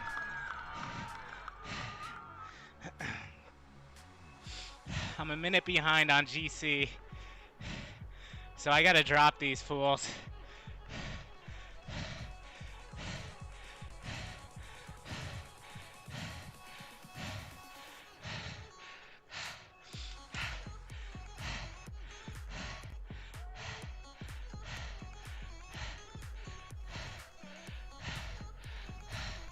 Yeah, it's a long race. Very well could come down to fueling. I'm doing a good job with the climate too. All right, so both of these groups pretty close together at 20K to go. It's like the men's B group just a little bit ahead of our women's A group over here, but for the most part, working through their last 20K right now. And typically we'll see these speeds pick up towards the end, so I am expecting I'm not totally these last sure. 20K, even with the climb at the end, to go a little faster than some of the on the broadcast, but they midsections haven't of the pulled it day up today. yet. But either way, I think it's Lopez. I got to put a minute into them to take this GC.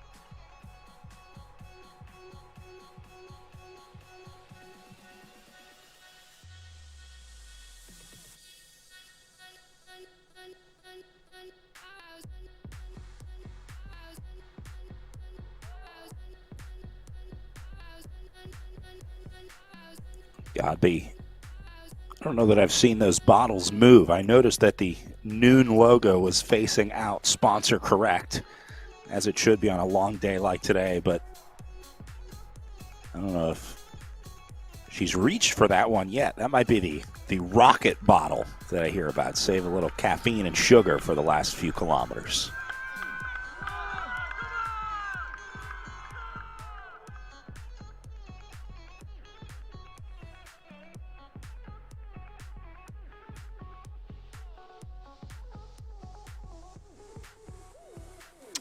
Yeah, those could just be her reserve bottles, and who knows, maybe John Cooper has, freshly chilled bottles prepared for her that are shaken, not stirred, and immaculately.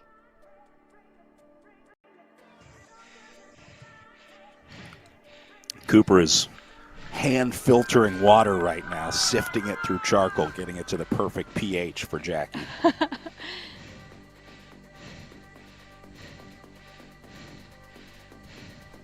Godby just going under 15K to go now.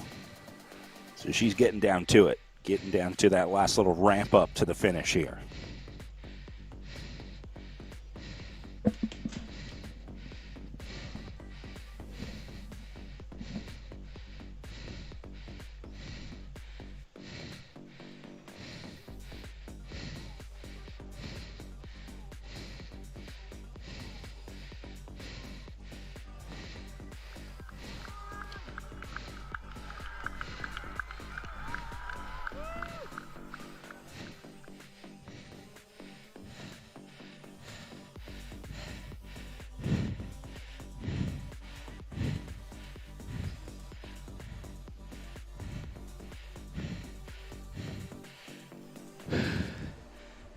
Got to be at 5 watts per kilo right now. And holding it steady right there, something that a lot of riders could only dream of doing numbers like that for a prolonged period, let alone this steady at the high end. It's somewhat easier to do, let's say, 3 watts per kilo steadily than it is, obviously, to hold it at 5, especially when you're struggling to get there. But Godby doesn't look to be having any problems out there today. 12% gradient for her right now. Watkins is Yeah, Jackie. A minute ahead of me. Oops. Shut off the broadcast. I get that back.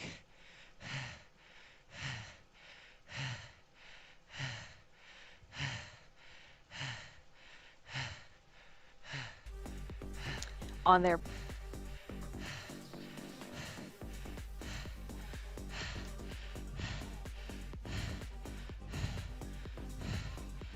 A little bit of separation over in the men's B group over on the right side. Looks like Watkins might be in a little bit of trouble for this group. Maybe just making his way back up. And Lopez once again will keep things tough in this group. 17K to go for them.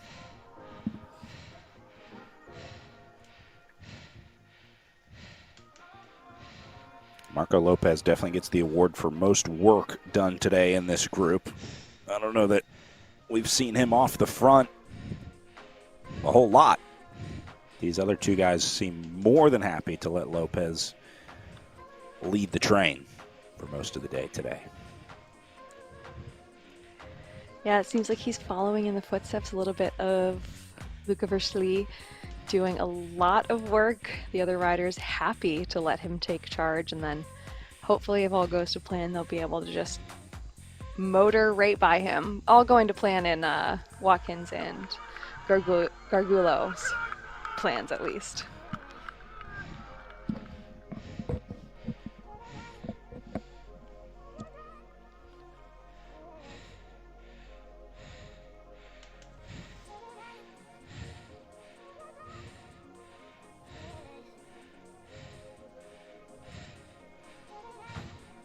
See just a few spikes on Lopez's power profile here.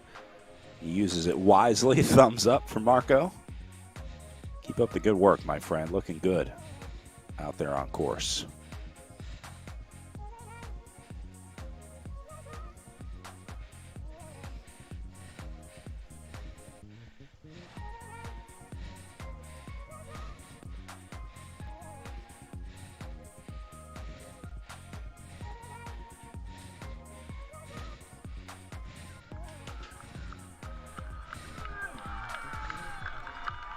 To a 5% gradient now. Feels like someone's about to pop out of this group. It feels like maybe Watkins is right on the edge, because typically when you yo-yo back and forth like that, it's only a matter of time. The writing is on the wall, and it's 16K to go. He's one bad climb away from losing contact with this group.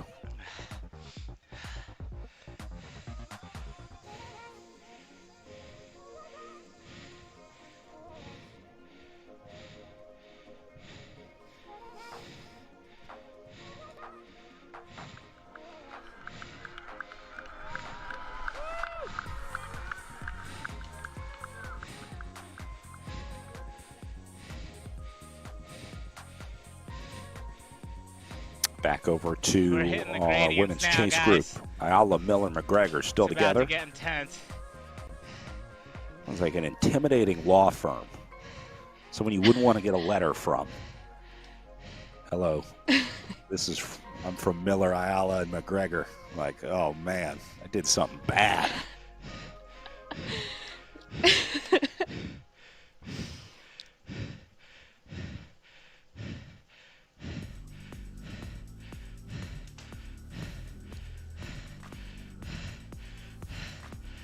What up, Spoon? Well, only two of them are going to make partner, with three riders in this chase group. Jackie Godby off the front, and you can do the math. There are only 3 podium spots up for grabs here today, so one of these riders is going to be the paralegal. Jackie Gavi is the founder of the firm, and only 2 of these riders getting upgraded to partner today. There are your 3 chasers in their Oh, SIS dang. Zoom rooms. I love that they all Sorry, even face dude. the same direction Take for it us. easy. Hydrate. Nicely done.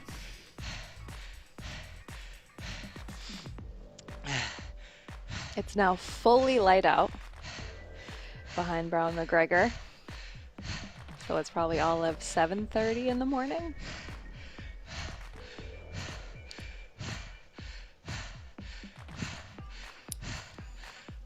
Quite a way to start your day. Climbing up Mount Sequoia, halfway around the world in Fayetteville, Arkansas.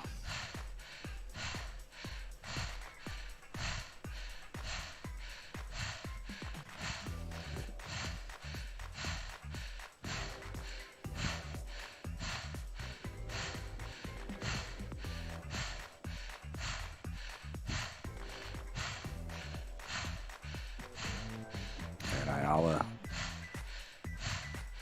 on the phone, working through her bottles. It's amazing how focused they stay on the game. Like we saw with Jackie Godby getting the gel. Erin Ayala just taking a drink out of the bottle or trying to play with something on her phone. It's just like in real life. I mean, you don't want to lose sight or contact with the road for more than a couple seconds when you're riding your bike and you immediately look back up. It's the same way here. And so I think that speaks to how intense it is just to stay with the group and how realistic they've made this.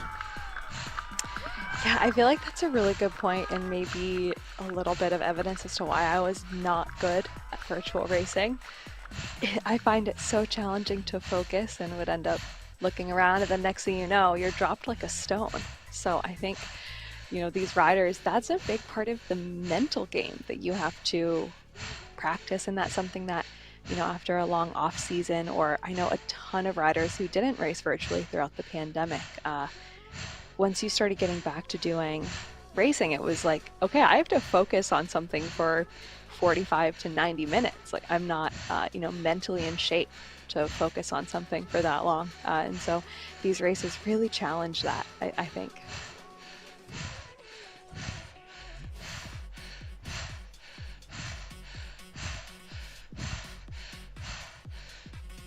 Today, one of the hardest mental days of the season as well. This much time on the trainer. I think even the best, even Jackie Godby will tell you, 2+ hours will hurt anybody, no matter how good you are on the trainer, no matter how much time you spend on the trainer.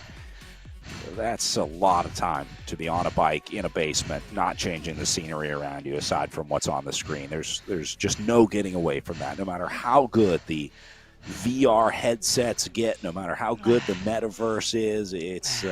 It'll always be trainer time, and there's nothing like riding your bike outside in real life.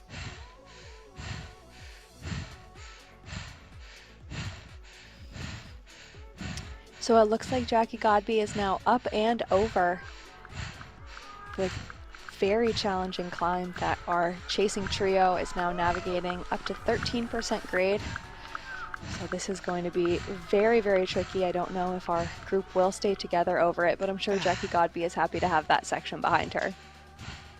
Yeah, so I think Godby will just have one more big climbing section coming up, and then the last kilometer or so, it kind of dies off a little bit, but there is one last red section on the climb.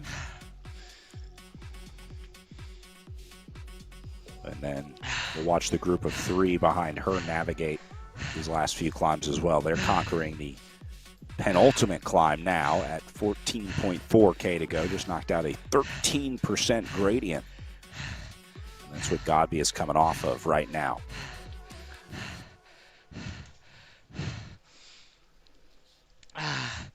See how the power steadily ramped up on the right-hand side of the screen in the Chasers group. And I think that'll continue for the next 14 kilometers or so.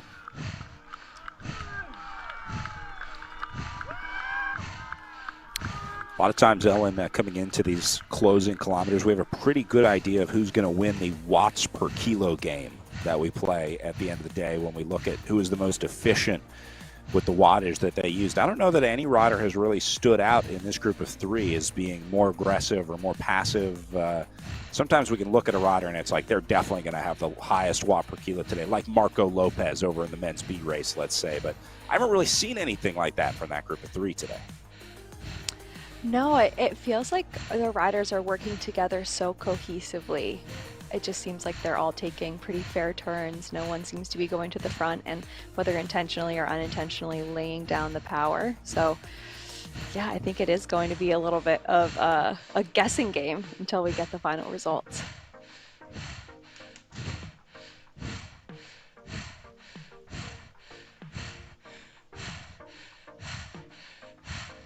Looking at Ayala and McGregor, 2 teammates on that Velocity Vixen team. My guess would be that Ayala will try to work for McGregor here just because McGregor is best placed on GC. And so I think Ayala maybe does whatever Bronwyn McGregor needs to hold on to that, and then she'll have her chance for a stage win tomorrow for Ayala. That's where Going for the stage I think Ayala win. is going to shine best at the Walmart Joe Martin stage race. So I think maybe these two will today's stay the in day for lead of McGregor, GC. and tomorrow's the day for Ayala. Yeah, and I think that's such a great plan because it really just allows both So I'm a riders to minute play back on to their GC strengths, and From walking. you know, it's a very, very good numbers game when you're in a group of 3 and you have a teammate represented. So that's going to be really tough for Miller.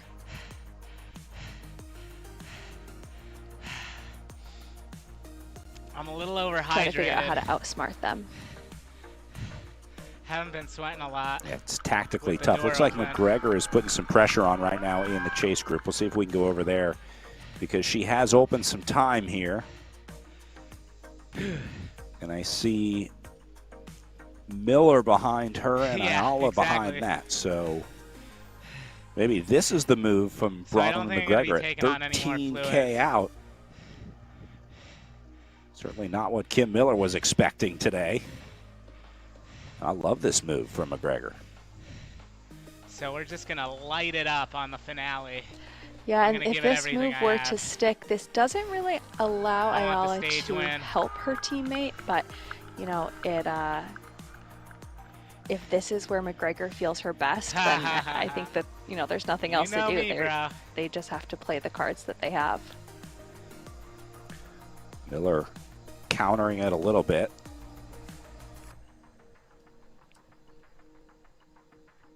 Now, if Ayala doesn't get back to this one, then that move will have backfired if that's what McGregor was doing. It might have just been a lapse by Miller or Ayala letting up a little bit that sent McGregor off the front, but I have a feeling McGregor going to start to ramp things up here late. So, yeah, there's probably not much Ayala can do. She would have been able to help a little bit on the climb, and she's going to get Almost back there. in here anyway. So Probably got about things starting to another break up, 15 things minutes starting to of heat racing up here. in the women's A race. Yeah, and it's definitely possible that McGregor was just kind of testing the waters, testing her legs, and if she were trying to put the power down a little bit, but looked back and realized that she had Miller on her wheel I and her would, teammate was dropped, but then I'm that's on a great the, time to say, all right, we're gonna I'm on the Zoom let that room one for fizzle this out, race. but we're gonna try it again and hopefully So, have things shake I out a little can't. bit differently. See Kim Miller I using can the hold time it. to recover, stretch out the Maybe back a it'll give little me a bit. little See that a extra lot in motivation to finish your neck this of the thing woods in as quick as cyclocross for possible. riders. Kind of use the paved section at the start-finish line to stretch out some of these auxiliary parts of the body that tend to get sore when you start to put in I big think it'll efforts. be a good thing. Yeah, I'll you know, just that's go as another thing hard that as I we were could, talking about with taking, and then sprint you to know, the a necessary bathroom. It's gonna be a off-season. sprint It to the allows you to bathroom. kind of That's the end of this strengthen race and for me. stretch out and smooth out, if you will, straighten out some of the parts of our body that really get abused, that you know, need a little bit of extra attention, both in strength and body work. So Yeah, you will. yeah, a lot of riders, I think especially it's a problem on the trainer, just because even with the wiggle boards, you still, it doesn't compare to the really natural movement of being out 10K on to the go, road, baby. even just basing it off of coming up to a stop sign and, getting out of that position, and then you go around a corner and you change that position. It's really conducive to just sitting in one place and keeping the power really steady. So I'm not surprised to see that some riders are having some sort of Damn, physiological Don't get that in my side head, effects, even if they're really short term. Even with the best bike fit in the world, you're still going to, for being in the same position for so long, you're always going to have some aches and pains here and there. Yes, and All right, unfortunately, all right. bike fits can only do so much, but they can't reverse a weak back or an uneven or unstable core. So, there's so much that goes into being a bike racer, and especially being a high level one. Yeah, it's a lot more than just pedaling your bike hard. Jackie Godby inside 5K to go at the front of her women's A race. Men's B group I think just he'll making their crash. way onto the climb, but still all together with these three, Lopez, Gargillo, and Watkins.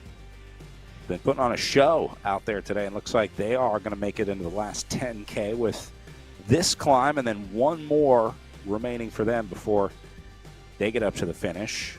The Watkins already maybe showing some early signs of trouble as Gargillo and Lopez gap him off.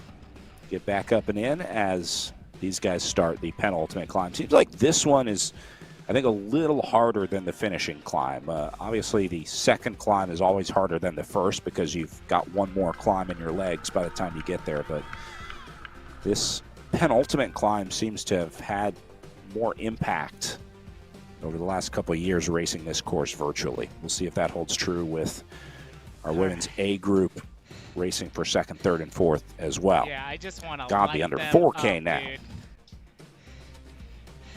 You can see these last 5K are really not bad on the Mount Sequoia course. She's at just a sub 1% gradient right now, and I think it remains this way for most of the last, what is now 3.5K.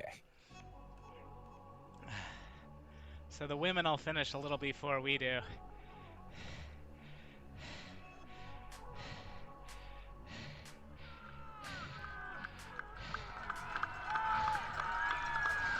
Oh, she's onto a bigger slope now, so maybe she hasn't done that last red section that we saw in the course profile, because it doesn't come right at the finish. The biggest and hardest part of the climb came just before it. And yeah, I think the worst part is behind Godby at this point. 3.3K to go for her to the line. And then maybe somewhere around 10 minutes after that, we'll see Ayala, McGregor, and Miller come in to sort out the rest of the podium.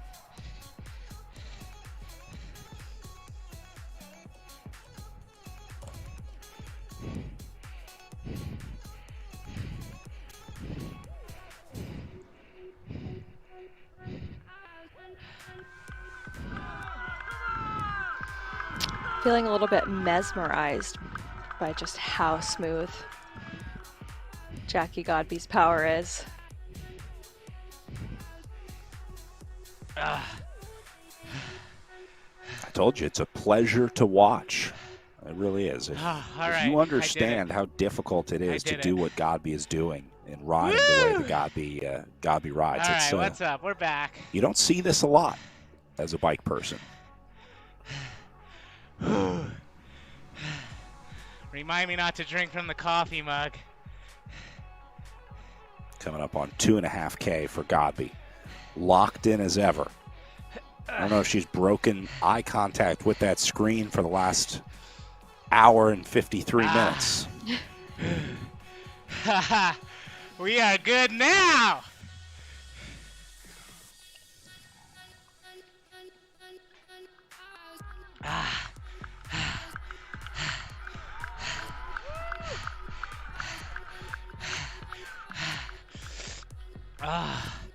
This is good. The cadence almost matches up perfectly, the in real life and virtual cadence. I'm just watching the I got the rest of my power bar drink here. monitoring her extremely steady between 80 and 85 Topping up the rotation per carbs minute cadence. But for the final climb. I'm impressed with how accurate the game depicts the cadence of each rider. That's a great observation, Brad. I hadn't even noticed that in Who knows? all the hours that If I could put a minute into these we guys, cumulatively I could stared get at into the this live GC. stream.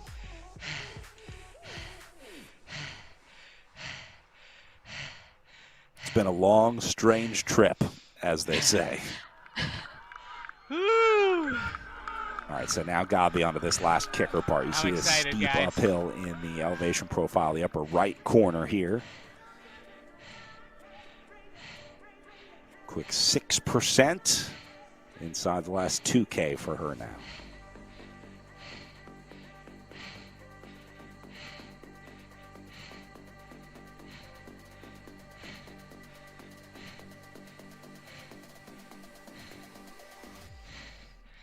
Lopez pushing a bit.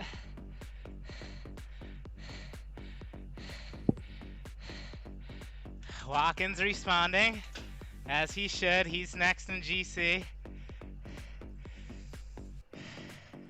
Big switchback here. Oh, that says 16.9%. And the 16.6 here. These guys are in the GC So she battle. was not done I'm with launching the hardest part of the soon course. as the gradient picks up. It's going to be savage. This is a very interestingly timed section, just over 1.5 kilometers to the finish, and we're into the high teens for gradient. So this is definitely going to shake things up in our chase group in our women's race, as well as in our men's B race.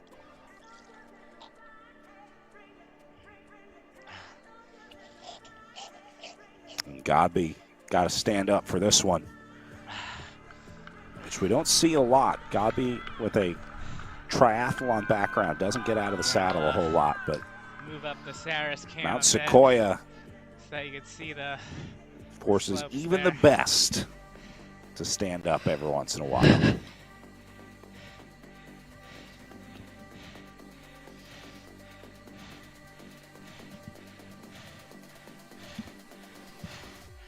All right. 1.4K for her.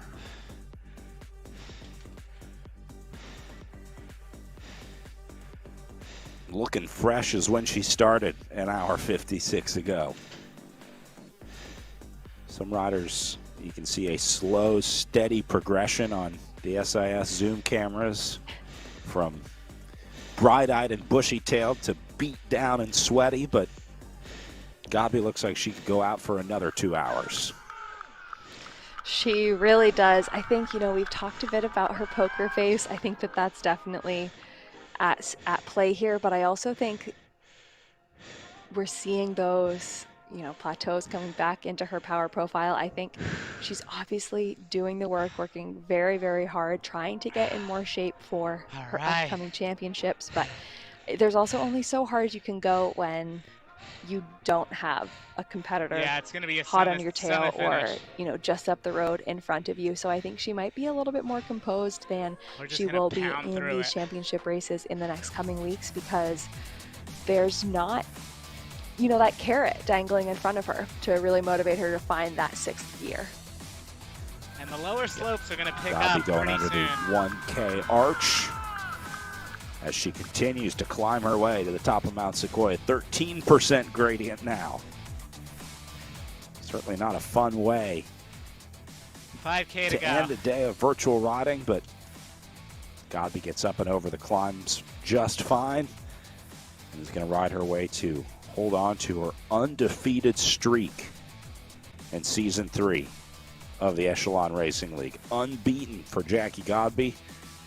She'll have the Experience Fayetteville Criterium tomorrow. And then on to the championship round, the national championships, and the world championships.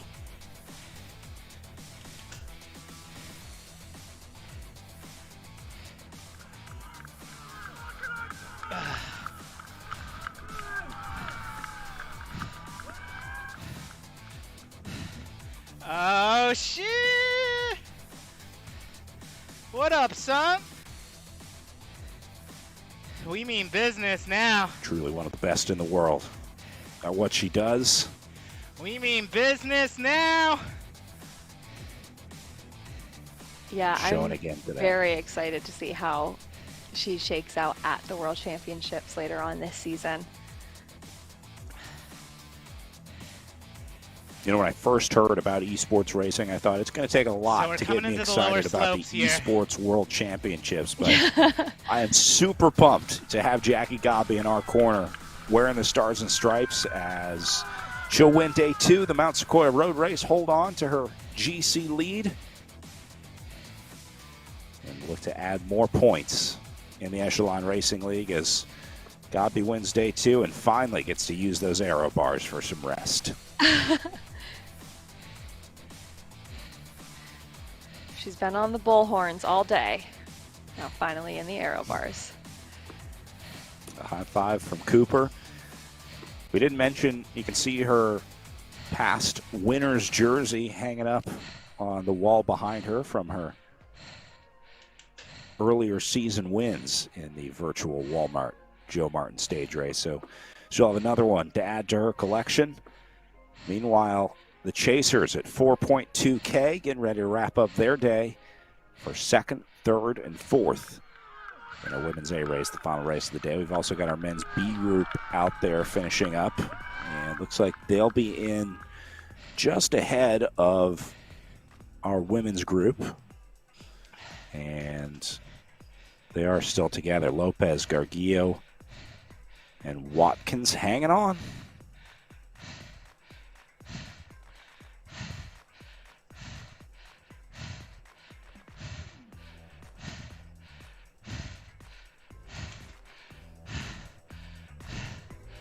No, no one does.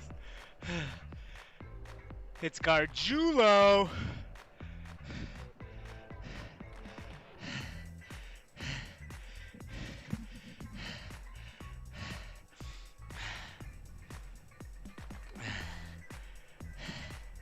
Looks like Watkins back to dangling off the back of this group.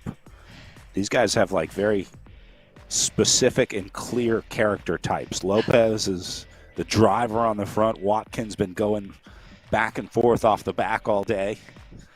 And then Gargillo, Mr. Consistent, hanging in here in the B Just group. sitting in the wheels, baby. So we're going to get treated to 2 finishes pretty close together, our men's B race and women's A race. Both groups of 3. For men on the right and women on the left-hand side of the screen right now. So same thing here, Ellen. You either launch a big attack like we saw with Zach Nair in the men's A race. You go from 1.5 or 2 kilometers out, something like that. Or you just hold on and try and sprint it out. Just match the moves until the last few hundred meters and try and get ahead for the stage win. The GC is pretty much out of the question. None of it is going to be enough to catch Jackie Gobby. Bronwyn McGregor has almost a minute to play with back to 3rd place as she sits in 2nd overall in the GC. So at this point, I don't see either of these 2 riders taking a minute on Bronwyn McGregor. So that means that they don't really have to worry about GC implications anymore. And all 3 of our women can pretty much focus on the stage win at this point. Yeah, it's always interesting when that happens. You know, it can make for super interesting racing having that GC kind of hanging over like we saw in our men's A race, but it's also kind of fun when there isn't really much that can be done against the GC, so it kind of is this great equalizer where McGregor doesn't, you know, have that much to lose, and yeah, it kind of just sets everyone up into the same playing field again, and just makes it really all about the stage win.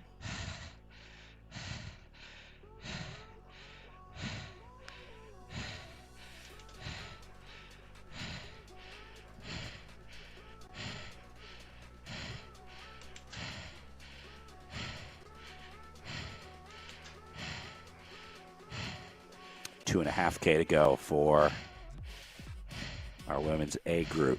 Men's B on this last little kick at A 7% gradient. They'll come off of that in a bit. And just waiting for the move to be launched.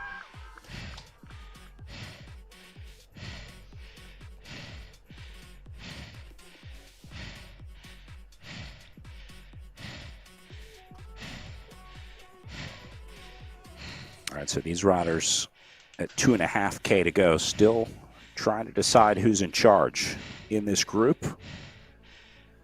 But they still have this last big climb of the day, so that's going to slow them down a bit in the last 2.5K. But we'll keep an eye on the move. Meanwhile, Jackie Godby, a race winner over in the SIS Zoom room with Daniel. Let's go grab a word with the repeat winner today of the Mount Sequoia Road Race. Guys.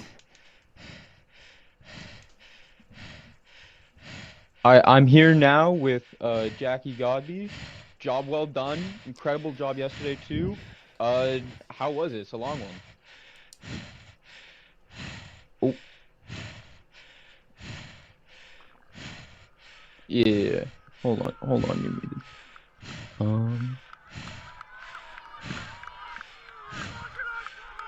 Looks like we've got Jackie, I think, muted in our Zoom room. There we go. If we get her unmuted. There we go. Go ahead, Daniel. Yeah. So yeah, it's long. How was it?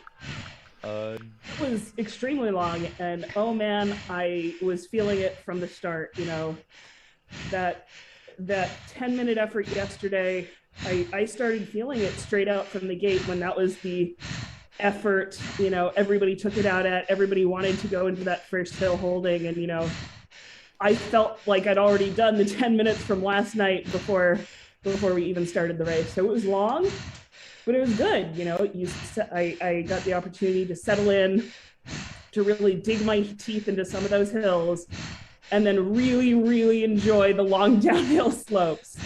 I think that's, you know, still one of the things I love about RGT and the physics is that you get to benefit from every hill you climb up. You get to enjoy that downhill, and oh, it feels good.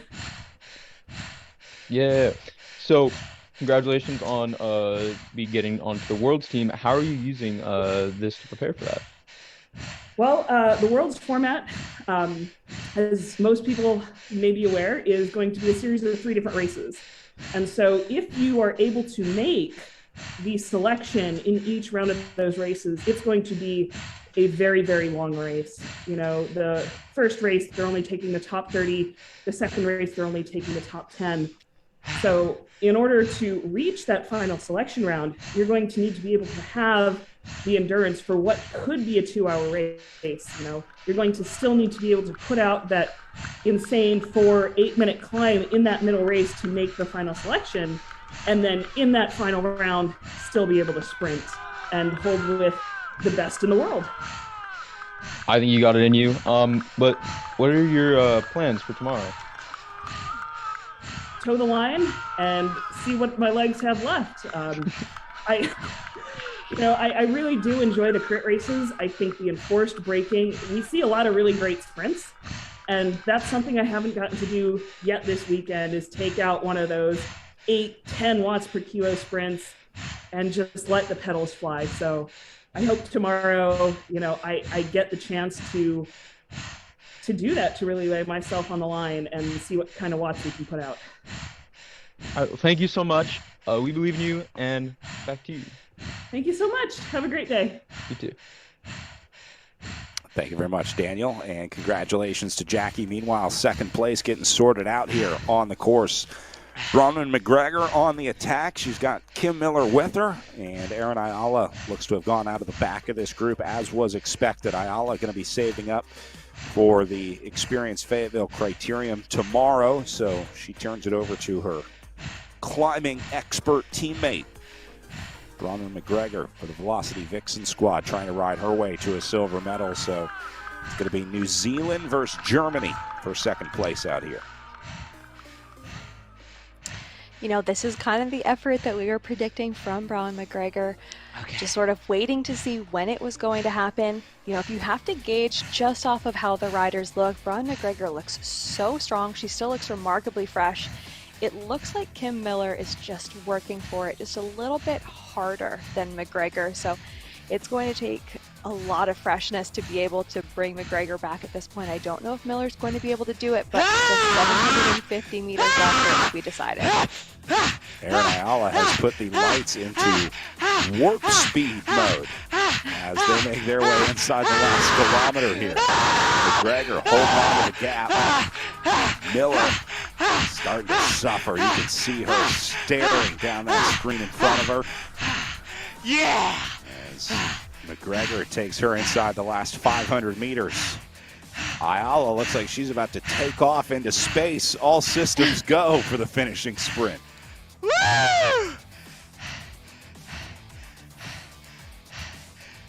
Ah, that's what I'm talking about, baby. Ah, yeah, yeah. McGregor did the work early. Didn't wait for it to come down to these last few hundred meters. Laid the hurt down from about a kilometer and a half out. Wow. Oh, he had a like sprint. Brian McGregor going He to had hold a on here at sprint. 150 Did you see meters that? to the line now. He was right there. Been dominating Miller on the way up, but never over till it's over. Wow. Into the finishing stretch. And Got the Lopez. arch in sight. He and I are going to be And tied a on well-deserved second place for Bronwyn McGregor today. What a great ride for the Wow. Velocity Vixen rider. Kim Miller going to hold on for third place. The Rose Beast Mode team. Wow. And then looks like Aaron Oh, Ayala thank you, will guys. be good for fourth That was place That was on awesome. the day. The second Velocity Vixen rider inside the top 10. Ah. Ah. You can see the riders recovering. Miller paying the price today. Wow. That McGregor was relatively calm. Woo! Warming down even after the finish. All right. I guess I And should Very Ayala impressive. in as well. I wonder if McGregor is going to have a little bit extra to give tomorrow during the criterium, given that it doesn't seem like So you she got the went crit all the way tomorrow. during today's finish. I think she did just what she had to do. And Watkins will still have a Well, minute that's going on to me make on the things very GC. exciting for the Experience Fayetteville Criterium tomorrow. Good job, Again, guys. the GC situation pretty much Thank you, spoken thank for you. after most of the riders that needed to make time today failed to bring any significant time back, I should say. So it could be all about stage wins heading into the downtown Criterium tomorrow. All right. Julia Valkenhorst inside her last kilometer. And that'll round out the top 5 on today's stop.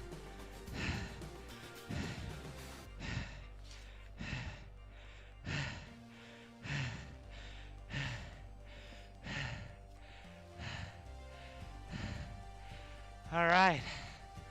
All right, guys, I'm going to wrap this up. Who else is streaming? I'll send y'all over to Beats. Yeah, dude, thanks. Ooh, the pain shades helped. Thanks, Spoon. Thanks, Texas Bullet. Brian. Good race earlier. Thanks to the raid Weebs. Valkenhorst finishing up without too much pressure to keep the pace, as her nearest competitor Gonna in rate sixth Beats is so 4.5K you can behind see her. him finish this race So up. she really just needs to keep Cheer those him pedals on. turning over in order to come across and claim 5th place. I'll see you guys tomorrow for the crit final stage. Well, she can certainly be proud of it. Made the effort on Saturday morning, or I guess Saturday afternoon, evening in Germany for Julia Valkenhorst. Oh shit.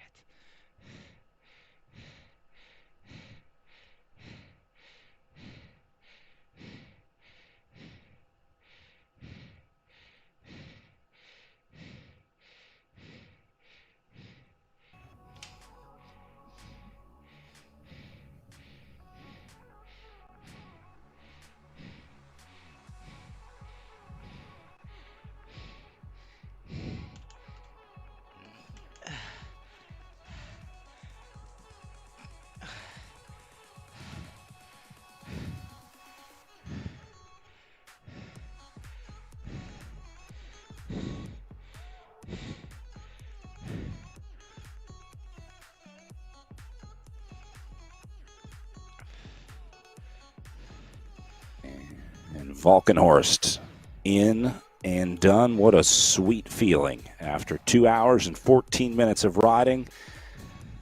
That'll round out your top 5 out there today, and that'll wrap things up at the Walmart Joe Martin Stage Race as Jackie Godby dominates the Mount Sequoia Road Race. And again, that takes us to just one final day of racing tomorrow. The Experience Fayetteville Downtown Fayetteville Criterium, where riders conquer one of the more fun criterium courses of the year.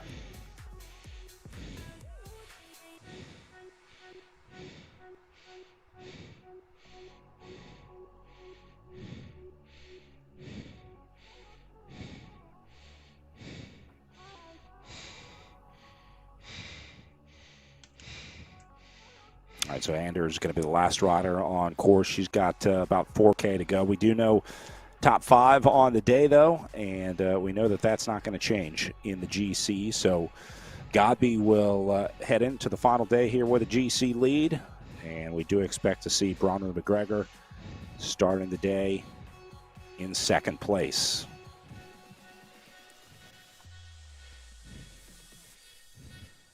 Okay, I'm signing off here.